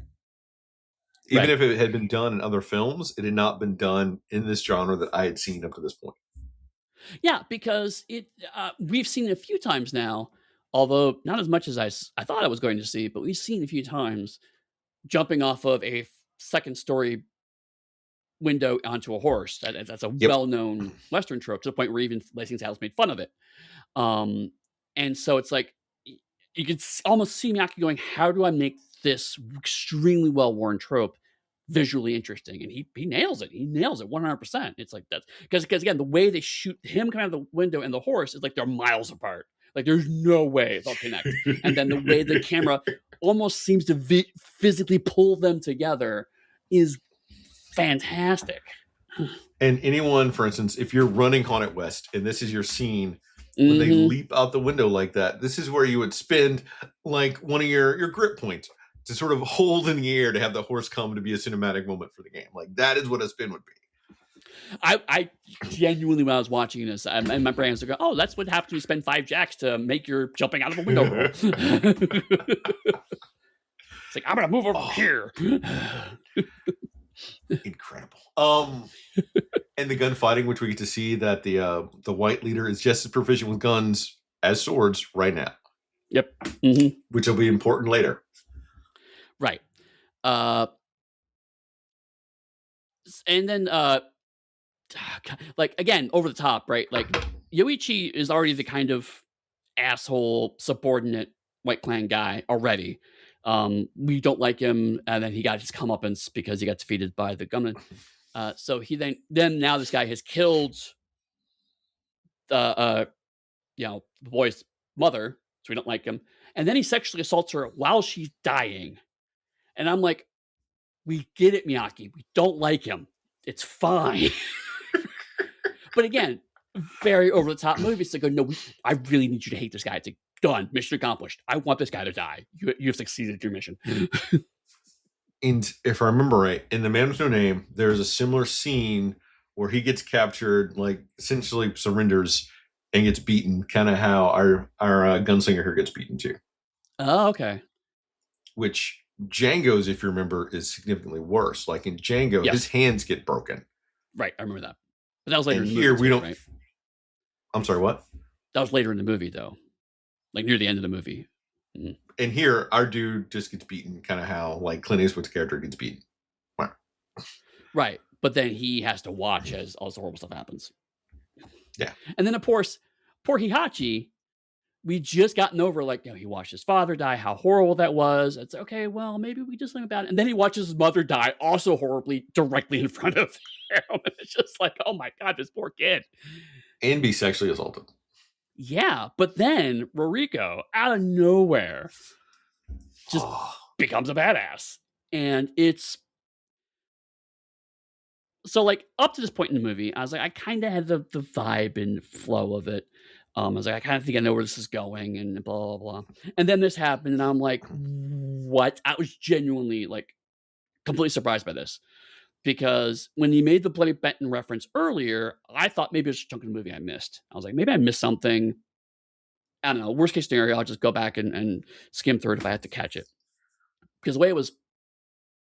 Because the line wasn't undercut. It was actually focused on. It was like, you remind me of Bloody Benton. And then kind of just went on. And it was like, but the way it was delivered was like, what does that mean? I have no idea what happened there. Whatever. Okay, I'll get back to it.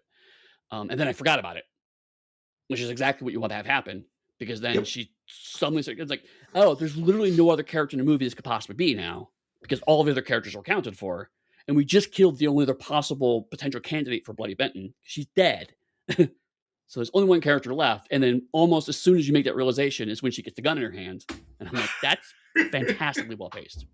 Even better, again, slightly ahead of this section, we get a flashback to Bloody Benton, and she's wearing a red coat. And I'm like, she was wearing black because she rejected both of the clans.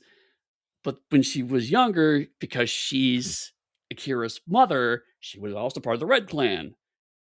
And it's little things, because like the movie tells you all of this stuff, but because it had built such a strong iconography of everyone's part of this clan, wears that color, but she doesn't, kind of forget for a while that she's Akira's father.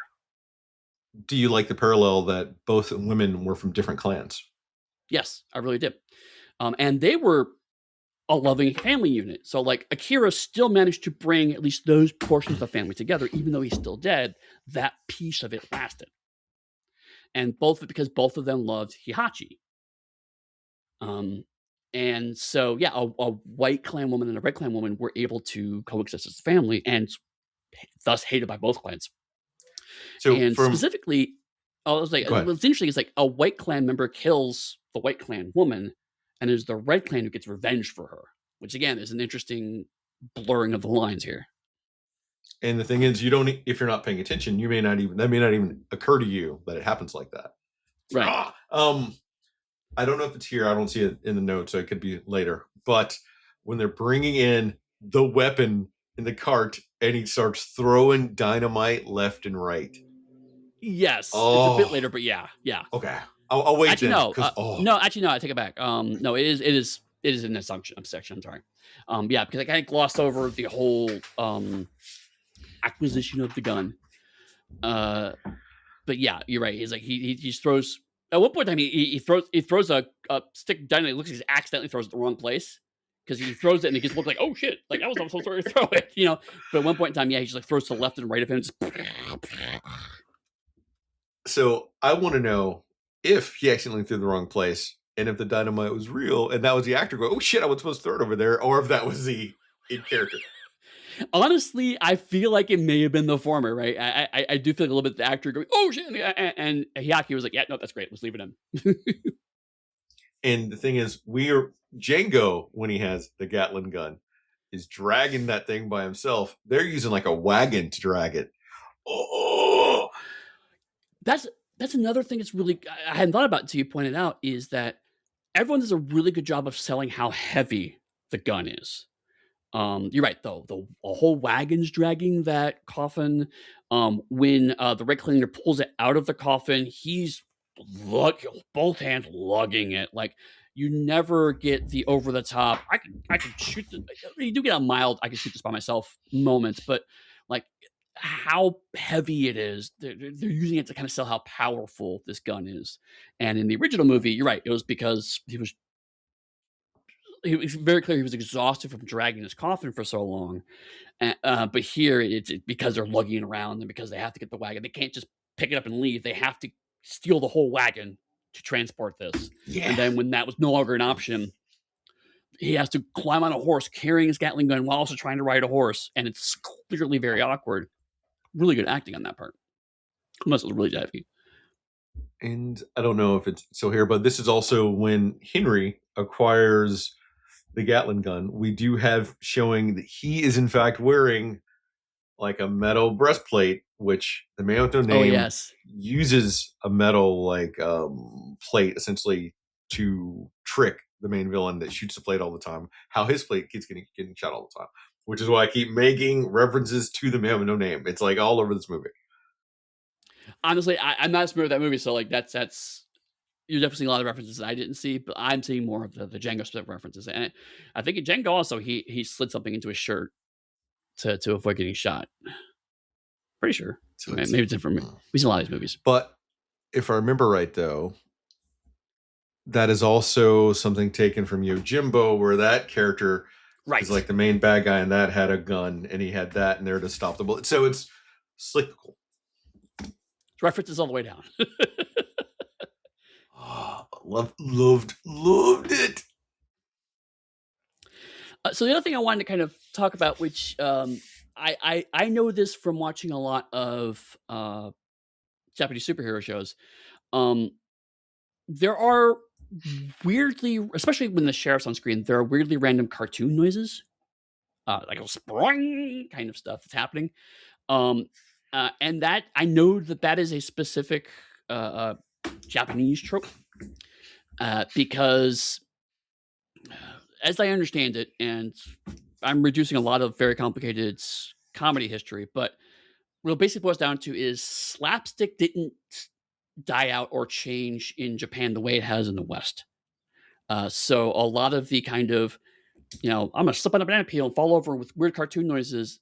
That was very popular, like in the 50s, 40s, and a little bit in the 60s in the West. That's still a moderately popular comedic path in Japan. So, like, occasionally you will get weird slapstick moments in the middle of relatively serious dramatic scenes. That's just a different way. Whereas in the U.S., we would cut that in with like a joke. It would be like a verbal joke or wordplay or a funny line. They sometimes use slapstick instead. So like there were moments like there's these weird cartoon noises in this very intense battle scene. That's because that was the sheriff doing silly stuff in the middle of a fight, and that was because they were trying to break up the drama of the scene with a bit of comedy. But that's how they parse comedy in Japan. Again, very reductive way of doing it, but something I noticed specifically. Very cool. So anything else? No, I'm good. Okay. While a native physician tends to the gunman's wounds, Ruriko has Toshio retrieve some guns from the elderly Paringo, which is Tarantino's character, who reveals he trained her to be a gunman and Akira was their son. Riko plans to settle the score with the White Clan once and for all while luring them with a chest loaded with gold nuggets in the middle of town. So, yes, Quentin Tarantino's character is the son of Hihiko and gets to sleep with the badass gunslinger and taught her everything she knew. And in the flashback, where he's on the same set that he was on before at the beginning of the movie, he belittles her and treats her like crap while teaching her how to shoot a gun. And didn't like it. So this is also where like one of the biggest things for me pops in, because I remember the score, I remember the card, and it specifically says a few hundred years later. So now you're telling me that these characters are centuries old. Okay, so I believe that was intentional kind of hyperbole. How do I go into this? I don't know if Japan is specifically prone to this. That's beyond the scope of my knowledge, but I do know in some cultures, there are explicit exaggeration numbers, right? And what an exaggeration number is a number you give when you're talking about a large implausible amount. So if I say something like going, God, it feels like the election was 42 billion years ago, I don't actually literally mean 42 billion years. That's an exaggeration number. And in some cultures, those numbers are a bit more codified. For example, 42 is not 42. What is the one in the Middle East? There's a life, the universe, and everything. There's a specific number that comes up a lot, and they don't mean 40. Like yes, Alibaba and the 40 Thieves, right? Is an example. They don't actually literally mean 40 thieves. They mean Alibaba and a shitload of thieves.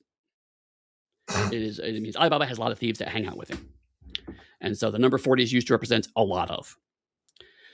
So it is entirely possible. This might be a thing that got lost in translation. It just means a couple hundred years later is just, and then way too many years later, this thing happens. That's how I've read it. Okay. So I guess with that context, I can see it, but it strikes me as off if all the other cards that pop up are supposed to be finger quotes truthful? I don't think any of them are truthful. Because again, like, this town is literally not in Nevada. But It it is in doesn't say Nevada. that it doesn't say the states in Nevada. It was something like a territory of Nevada. And so there was vagary associated with that. So it did not say US or something like that. Right. And in the same way that it didn't give an exact number of years, a couple hundred years, right? I think the whole thing is hyperbole. I think the whole movie is supposed to be hyperbole. But I admit that there's not a lot of context for all of this, right? This is a lot of me filling in and making assumptions and gaps. Like, because you could argue other parts of the movie are also hyperbolic, like shooting a hole through a guy and then shooting an arrow through the hole, right? But that's also a very specific action adventure language that exists, right? These cards don't have the same thing. However, another piece of knowledge that I have, and this is weirdly from Chinese television, when Paringo is telling the story, and he has the line, "Life is all about goodbyes," we see text on the screen. And it's the only time that happens aside from the opening credits. Because I don't think this happens as much in Japanese TV, but I know it happens in Chinese movies or Chinese television. Sometimes when a line is important, they will also put text on the screen, particularly if it is a reference to a poem.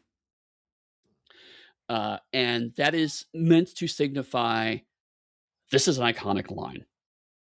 So it'd be a bit like if someone were doing Shakespeare, for example, and if someone said to be or not to be, that might show up on the screen to give a rough idea of what we're talking about situational. So those things only happen in extremely melodramatic situations. So that paired with the a couple hundred years later thing makes the whole thing be much more, this guy's probably lying, or at least embellishing the truth.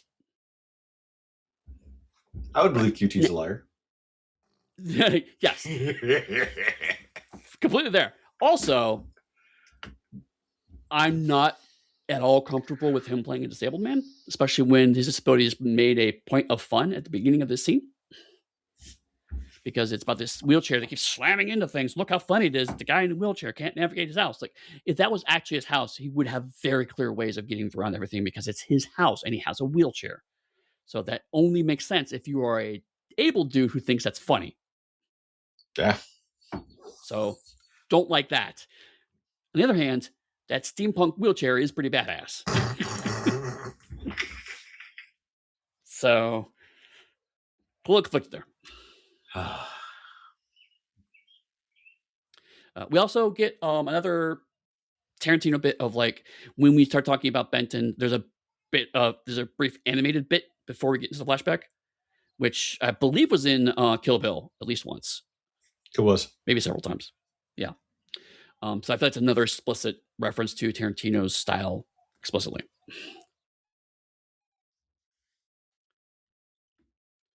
Already mentions that Ruriko's wearing the red coat during that moment, so that's the thing. I think that's everything I had here.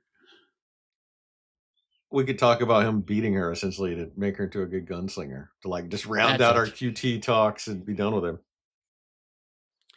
So, personally, I think what should have happened is we just cut all this stuff out.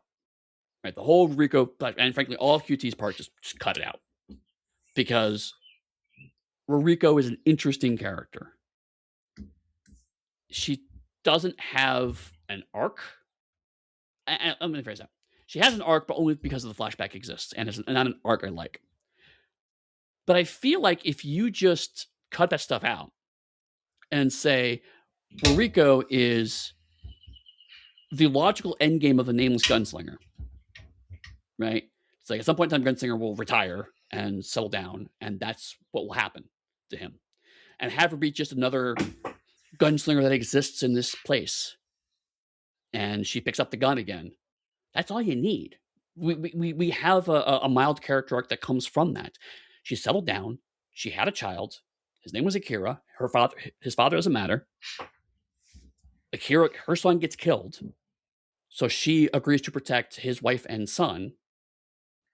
She gets killed. And she has enough. And so she calls for her guns to finally get bloody vengeance. We don't need anything else.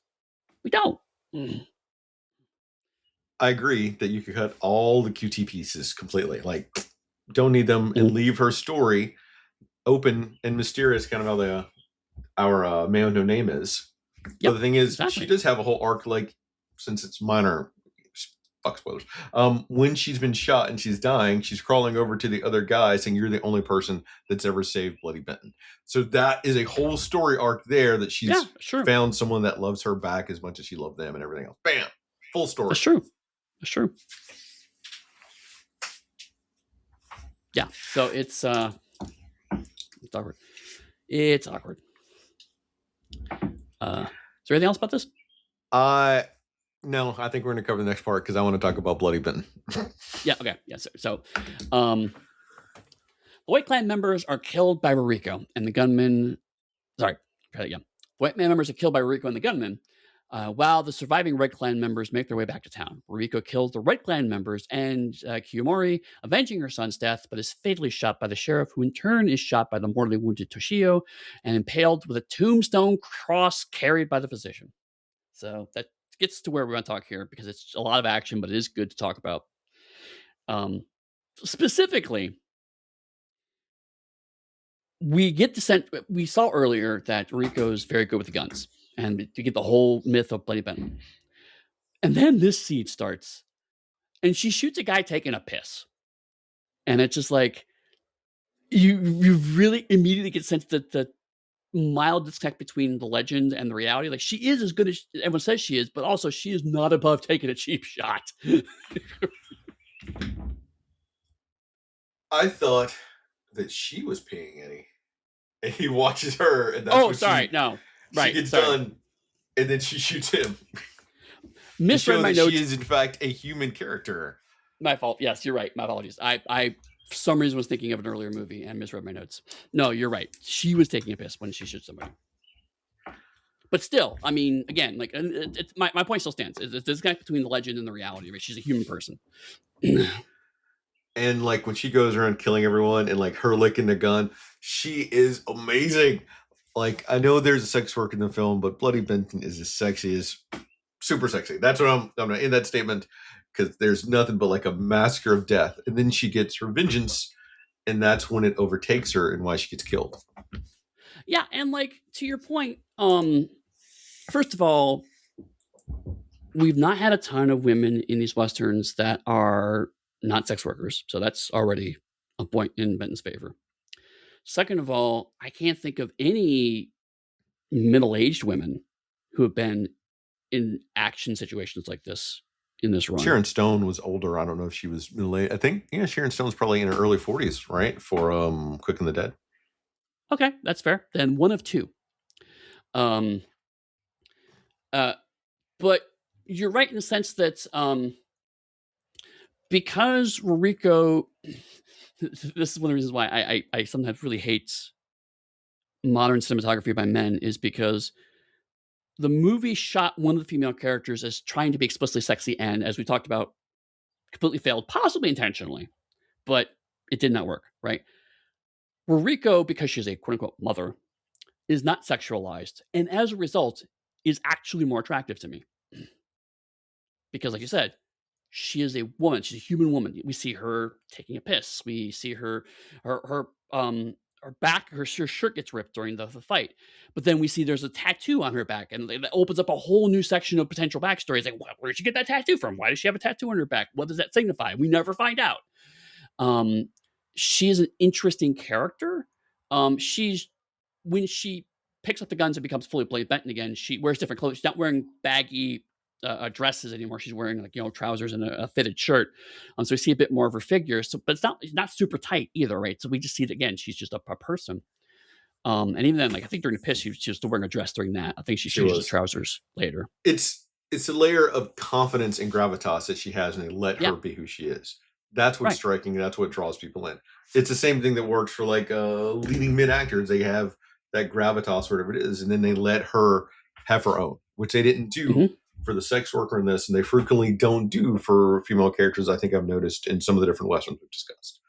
But when they let her do it, unbelievable. Right.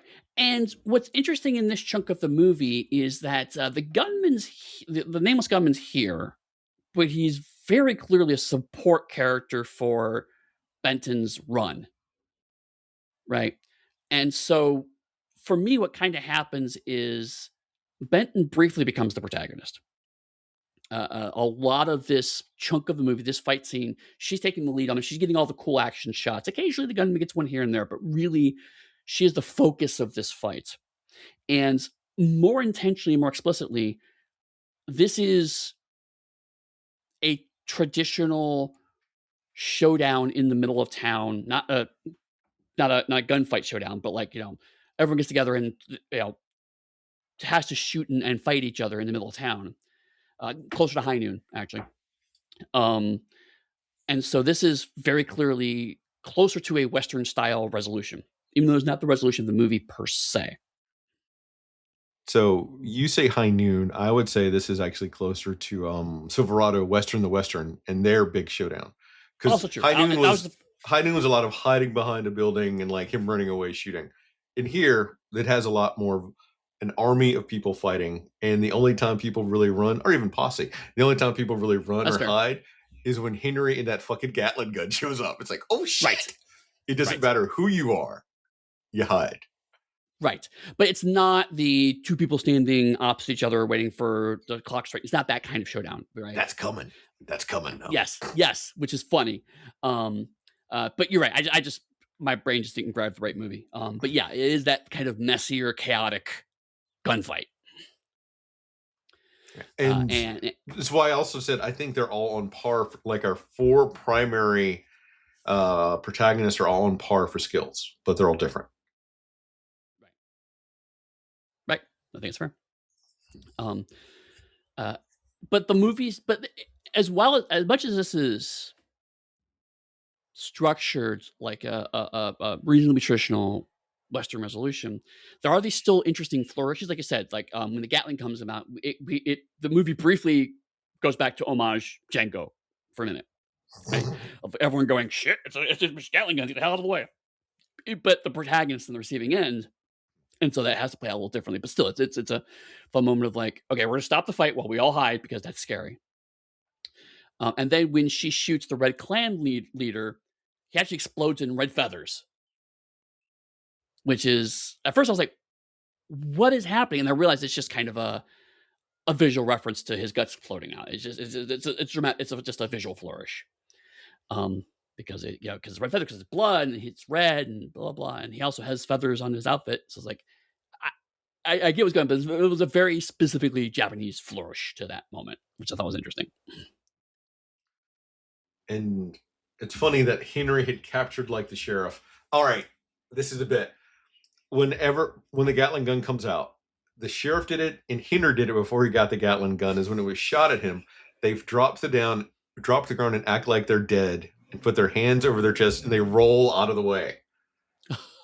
Like Henry did it, the sheriff did it, and I was like, "What the fuck is that?" And like people just leave them alone. It's almost in a sense that you're playing like Vampire the Masquerade and you obfuscated.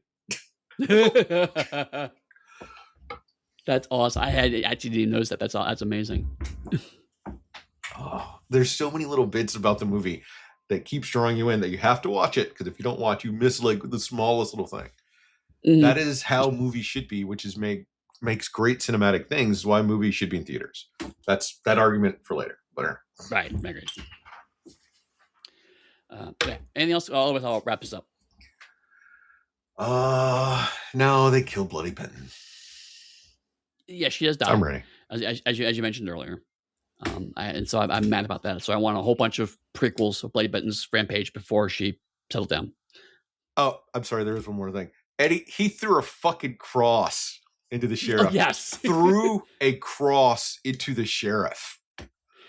And even better, it's a character that had no lines, who was in the background 3 or 4 scenes ago. It's just the doctor who was fixing up the gunman.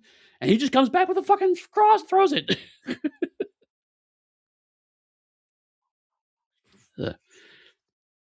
Okay. The gunman challenges Yoshitsune in the final showdown, where the White Clan leader deflecting all the gunman's bullets with his katana. But when Yoshitsune tries to deliver a fatal cut, the gunman catches the blade on his trigger guard before shooting him in the head with a derringer he had concealed under his left sleeve. After burying their loved ones, the gunman takes a fistful of gold from the treasure chest, telling Heihachi that the rest is his before riding off through the snow. Heihachi looks at the roses and slowly utters the word love, the first word he's ever spoken in the movie. The ending text reveals that years later, Heihachi travels to Italy and becomes Gunslinger no Django. Nobody knows whether the roses have been in bloom or not. I mentioned before that Bloody Benton's confrontation is very kind of Western coded. This confrontation is very clearly a samurai film payoff. The snow's coming down. They're staring at each other. It's also much faster. It's not a big chaotic brawl. It's just two men, a couple of exchanges, and then one's dead. So it's very much more paced like a samurai film resolution, which I thought was interesting to contrast those two kinds of duels right next to each other. These are two different styles of duels in these kinds of movies, and they're juxtaposed right next to each other scene-wise, which I thought was very, very interesting. I agree, but the thing is also for a Western duel that would be like this for High Noon, usually it's just two people standing on their ends of the street and they pull and they shoot. So you have a piece of that here, but it's instantly undercut by having the White Clan leader running across the field directly towards him. It felt very Cowboy Bebop, actually. Which I liked, honestly. I mean, like, because we've spent a lot of this movie establishing that this guy is so good with a katana that he can even take out a gun. And so the danger is really high here. Is like, the gunslinger's like, pew, pew, pew, pew, and he's coming with a katana and he's running right up. And it looks like there's a good chance the gunslinger could die. And we just saw Benton die. And so, like, in my head, I'm going, this is the protagonist. He's not going to die. But for a half second, I wasn't entirely sure. Right. And as we realized, if I had read the ending of this movie correctly, I may have retroactively put more peril in the situation than I originally had. Because I think, well, this guy has to survive and become Django, so he's going to survive this confrontation. But regardless, like, it's an interesting fight, and the fact that when the gunman has the sword embedded in his gun is such a beautiful juxtaposition of these two tropes have finally directly conflicted in that one moment. The gun and the sword, one intersecting the other. The gun ultimately wins, but only just. It's one of the more beautiful parts of the movie, even though it's violent. So I know that technically the White Clan leader gets shot and dies and he wins. I wouldn't say the gun ultimately wins. I would say that he pulls a cheat essentially to win by having the backup weapon. Like, he chooses the less honorable path. Sorry. Yeah, you're right. I meant the gun in the general sense, not this specific gun. The specific gun is fucked. It's been chopped through. Right. Yeah. So, like, that was the unexpected piece that he had. So it shows that he is not an honorable character, regardless of what he may or may not have done to help. Some people would say he pulled an American to win the day. Yeah. Certainly. And that's, again, one of the things that's interesting is because while the word honor, I don't think ever comes up, the way the White Clan was kind of paced and structured was slightly more rigid form. It's like, you train all the time. You have to do things a certain way. Whereas the Red Clan was much more throw all this out and we're going to, be more political and we're going to be more sneaky about it. And so the potentially the contrast here is like Benton knew how to go after the Red Clan because she used to be part of it. Right. And so she's like, she knew where the weak point was. She knew she had to kill the leader. She knew the Red Clan fall apart if she killed the leader. And so she was able to use that knowledge. And so like the Red Clan's focus on loyalty and family caused it to fall apart because it was betrayed from within, even though they didn't realize she was part of the Red Clan. Ultimately, thematically, they were betrayed by their own. And so his insistence on loyalty is what undercut him. And here, the White Clan's focus on tradition and rigidity is what is fell on, because he didn't anticipate that someone would just cheat to win that duel. So it's we've talked about this before about how some movies and some media can use a lot of over the top visual components and over the top deliveries to mask subtext. And I think that's what's happened here. Is like there's actually some interesting subtext happening here, which doesn't get lost in the noise. Rather, the noise, the over the top visuals help you to find that subtext better, because it draws your attention to certain parts of the movie and to think about certain things. And when he takes a fistful of gold, that's very reminiscent of like the In the Man with No Name, who takes like a little bit of gold and leaves the rest for the town. Okay. Makes sense. And then, yeah, we because I can't read, turns out that it's Hihachi that goes to Italy to become Django. And we get the Django theme, which I was very happy about. I was like, I know that theme song. I've heard it 3 times now. I know that song. I loved it. I loved it. I love it in Japanese. I love it so much. Much how I love hearing all the different themes to songs in different languages, to hear how the inflections hit and the words hit differently. Oh, it was amazing. So I even like took it and I sent just a random link to it to Eddie in our Discord. Like, what's it done again? Yes, because I actually did not realize when I first heard it. It took me a while to realize, oh, they're singing in Japanese. Obviously, Django is not spoken in Japanese, but like it sounds very similar to the original song. So they did a really good job of covering it. It was really, really good. Which is a fascinating idea, though, given that everything up to this point has to be in English, but then you end the movie with the kid becoming Django, and it turns Japanese. Bam! Yes. Mm-hmm. And it's a strong way, because we're kind of at wrap up, but like Miyake didn't want people to forget this was a Japanese movie, right? We talked for like he didn't want it to be Japanese westerns. I think that's fair, but it's also very clearly there's a Japanese component to it. So it's like he's not asking people to forget that this is inspired by Japan, that this is influenced by Japan, but rather that is one piece of the whole. And so by, like I said, doing the whole movie in Japanese, even though there's doing the whole movie in English, even though there's a strong Japanese visual component and all Japanese actors, obviously, and then having the theme song flip, I think it's a good way of kind of saying that goes both ways, right? We can also take bits from other things and add a Japanese spin to it, as opposed to taking Japanese things and putting an American or Western spin to it. So like it's neat that he would go both directions. I think it was a good choice to kind of thematically show that spectrum. Oh yeah. I guess we're in our wrap up. Is that where we're at? Yeah, I think so. I already put mine up top. I love this movie. It's not a movie I can watch a lot. I need to like space out my viewings of it. But I love the blending of all the different genres and just pouring it out.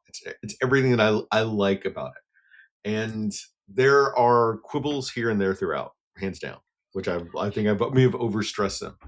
But I cannot state enough what a brilliant move this was to take the Django character and do this with it. I do question whether or not the director now questions whether or not he should have had everyone speak in their native language. Maybe that would have made the movie more successful, but it would have potentially lost the impact of what he wanted to do. So that's part of the thing of being an artist and creative, is that you take a risk in a game. I can't believe more people don't love this movie and there were no sequels to it. Yeah, I mean, I suspect part of the reason why you gave it to me is because I have a stronger knowledge of live action Japanese media than you. So I came into it expecting to be a little bit in favor of it. So I was like, I'm probably going to like this movie, let's be honest.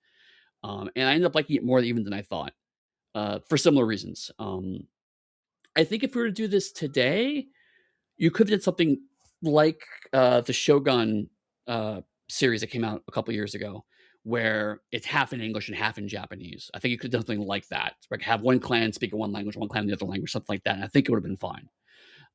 But 2007, I think we weren't quite there yet as a media audience to appreciate that. But this just feels so fresh, right? It feels like something new made from parts that are very, very not new. This is taking a lot of things that have been around for decades and making something interesting with them in a way that I was not expecting, and it was genuinely refreshing. Um, like every piece of this, you break it down, not only comes from something else, but comes from something else we've talked about on this podcast. You know, so like in that regard, nothing is new. But it goes back to what we've been talking about. The whole point of this podcast is that it's not what you have; it's what you do with it. You know, genres and tropes are just building blocks. You can build a lot of different things with them. Some of them will suck, and some of them will be interesting, and some of them will be great. And this falls somewhere between interesting and great. It's got some flaws. We've talked about them. And I'm gonna keep hitting with a stick, but Quentin Tarantino is one of the biggest flaws in this movie. Like I said, we can literally cut him out, and the movie is not really harmed at all. But I totally get why that decision was made. I can't fault Miyake for making that decision, especially if it's someone that you respect as a director and he wants to work on your product. I get the instinct for that, so I'm not mad about it. It's just like, yeah, I don't like it. But I have been growing to really love westerns as a genre, and weirdly, this film helps me to articulate what it is, because this film has a lot of what I love about westerns in it. So, question for you then: should I have done it differently? Should we have seen Django, Sukiyaki Western Django, and then Django Unchained, or No. was it okay the way we saw it? No, I think part of the reason is there's a part of me that probably at some point in time in my life will go back and watch those movies near each other to see the references a little more clearly. But I think this was the best way to approach it, partially because, for example, if we'd gone from this to Django Unchained, I think I would have been even more frustrated with Django Unchained as a result. By doing it the other way around, I could appreciate Django Unchained and then see this as something different. Otherwise, I would have been constantly going, why was Django Unchained more like this other movie I like? And I don't think it's fair to either movie for doing that. This way, it's like, I like Django Unchained more or less, but this is not trying to be that movie, nor is Django Unchained trying to be this movie, and so I can see them separately. The other piece is, because I saw them far apart, my brain can see Django as, for lack of a better term, a franchise, right? Because, as we pointed out, there are actually dozens of Django movies, many of which I have not seen. And so by seeing these three movies with some distance between them, I can kind of feel that a bit better. Of like, this is just a thing that exists in a continuum with lots of different permutations. A bit like Sherlock Holmes, actually. You know, there are lots of Sherlock Holmes stuff out there. If you watch them right next to each other, the flaws between them become more obvious. But if you space them apart, it's like, okay, it's all kind of Django flavored. Hearing the theme song, not having heard it for several months, feels exciting. Oh, hey, it's a theme song. I love that thing. In a way that would be similar to if I've been watching these movies off and on for a large chunk of my life. So I was able to kind of emulate that experience closer by having some distance between those movies. And I'll put in the one caveat though: for there may be dozens and dozens of Django movies. Part of it is that the name Django was essentially free for people to steal, and then people would take the name Django and slap it on whatever their movie was, and it was not about a Django character, and then sure, they got absolutely. that. So that's like, well, there's so many of those. These are like movies about Django or who would become. I know. But the point is that, again, like Sherlock Holmes, it is a name that is known to a specific fandom and has a certain emotional resonance. And so, if you're watching these movies right next to each other, you're comparing them. Who's the best Sherlock Holmes? How did they do this version of the case best? But if you have some distance between them all, it's like, oh, I like this because it is a Sherlock Holmes thing. I like this because it is a Django thing. So I feel like that's a better way of experiencing it than watching them necessarily right next to each other. Now that I have an appreciation for Django as a concept, I think I could then, as a fan, go back and enjoy comparing the various different interpretations of it. But I have to appreciate the concept first before I could do that in an enjoyable way. Does that make sense? Yeah. So there's also Clint Eastwood made a movie called Unforgiven that came out, I think, around this time frame. But there is a Japanese like remix of that movie that came out after this movie that I think is more of a drama that sticks to more of the vibe that Unforgiven got. So if we ever come back and do another run on Westerns, I'm going to add that into our thing because I really want to have your take on that one. Yeah. I admit I have a soft spot for Japanese takes on Western literature concepts, right? Because like there's also a weirdly deep run of Japanese takes on Sherlock Holmes. Going back to your earlier point, so like I find those fascinating because it's interesting to see what they pick and pull from our culture they find interesting. Similar to like how I was enjoying the obvious Terminator references in Bubblegum Crisis, right? It's like, okay, that's clearly the Terminator, right? But what they thought was interesting and cool about that concept and putting their own spin on it. I love that stuff. I love that stuff. Similar thing, there's a fantastic series of Russian Sherlock Holmes movies, and what Soviet Russia did with Sherlock Holmes is deeply interesting. For me, I don't know about other people, but for me, it's interesting. Yes, I would be more into that. I would love to see more Japanese westerns. I want to see more European westerns too, frankly, because I do feel like I'm getting a better appreciation of Western as I see more of it through the lens of people who are not American. That's good to hear. Now, I mean, actually, all right. So our Western run is almost an end, folks. We've been in the Westerns for a long time. We've got a couple left, and that's it.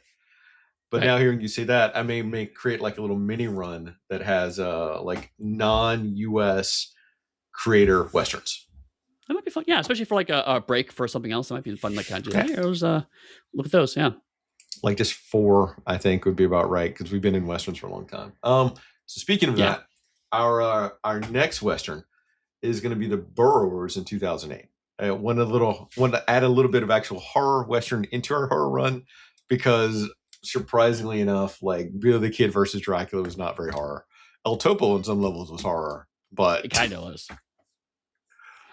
This is gonna be more of a horror vibe. No idea what this movie is.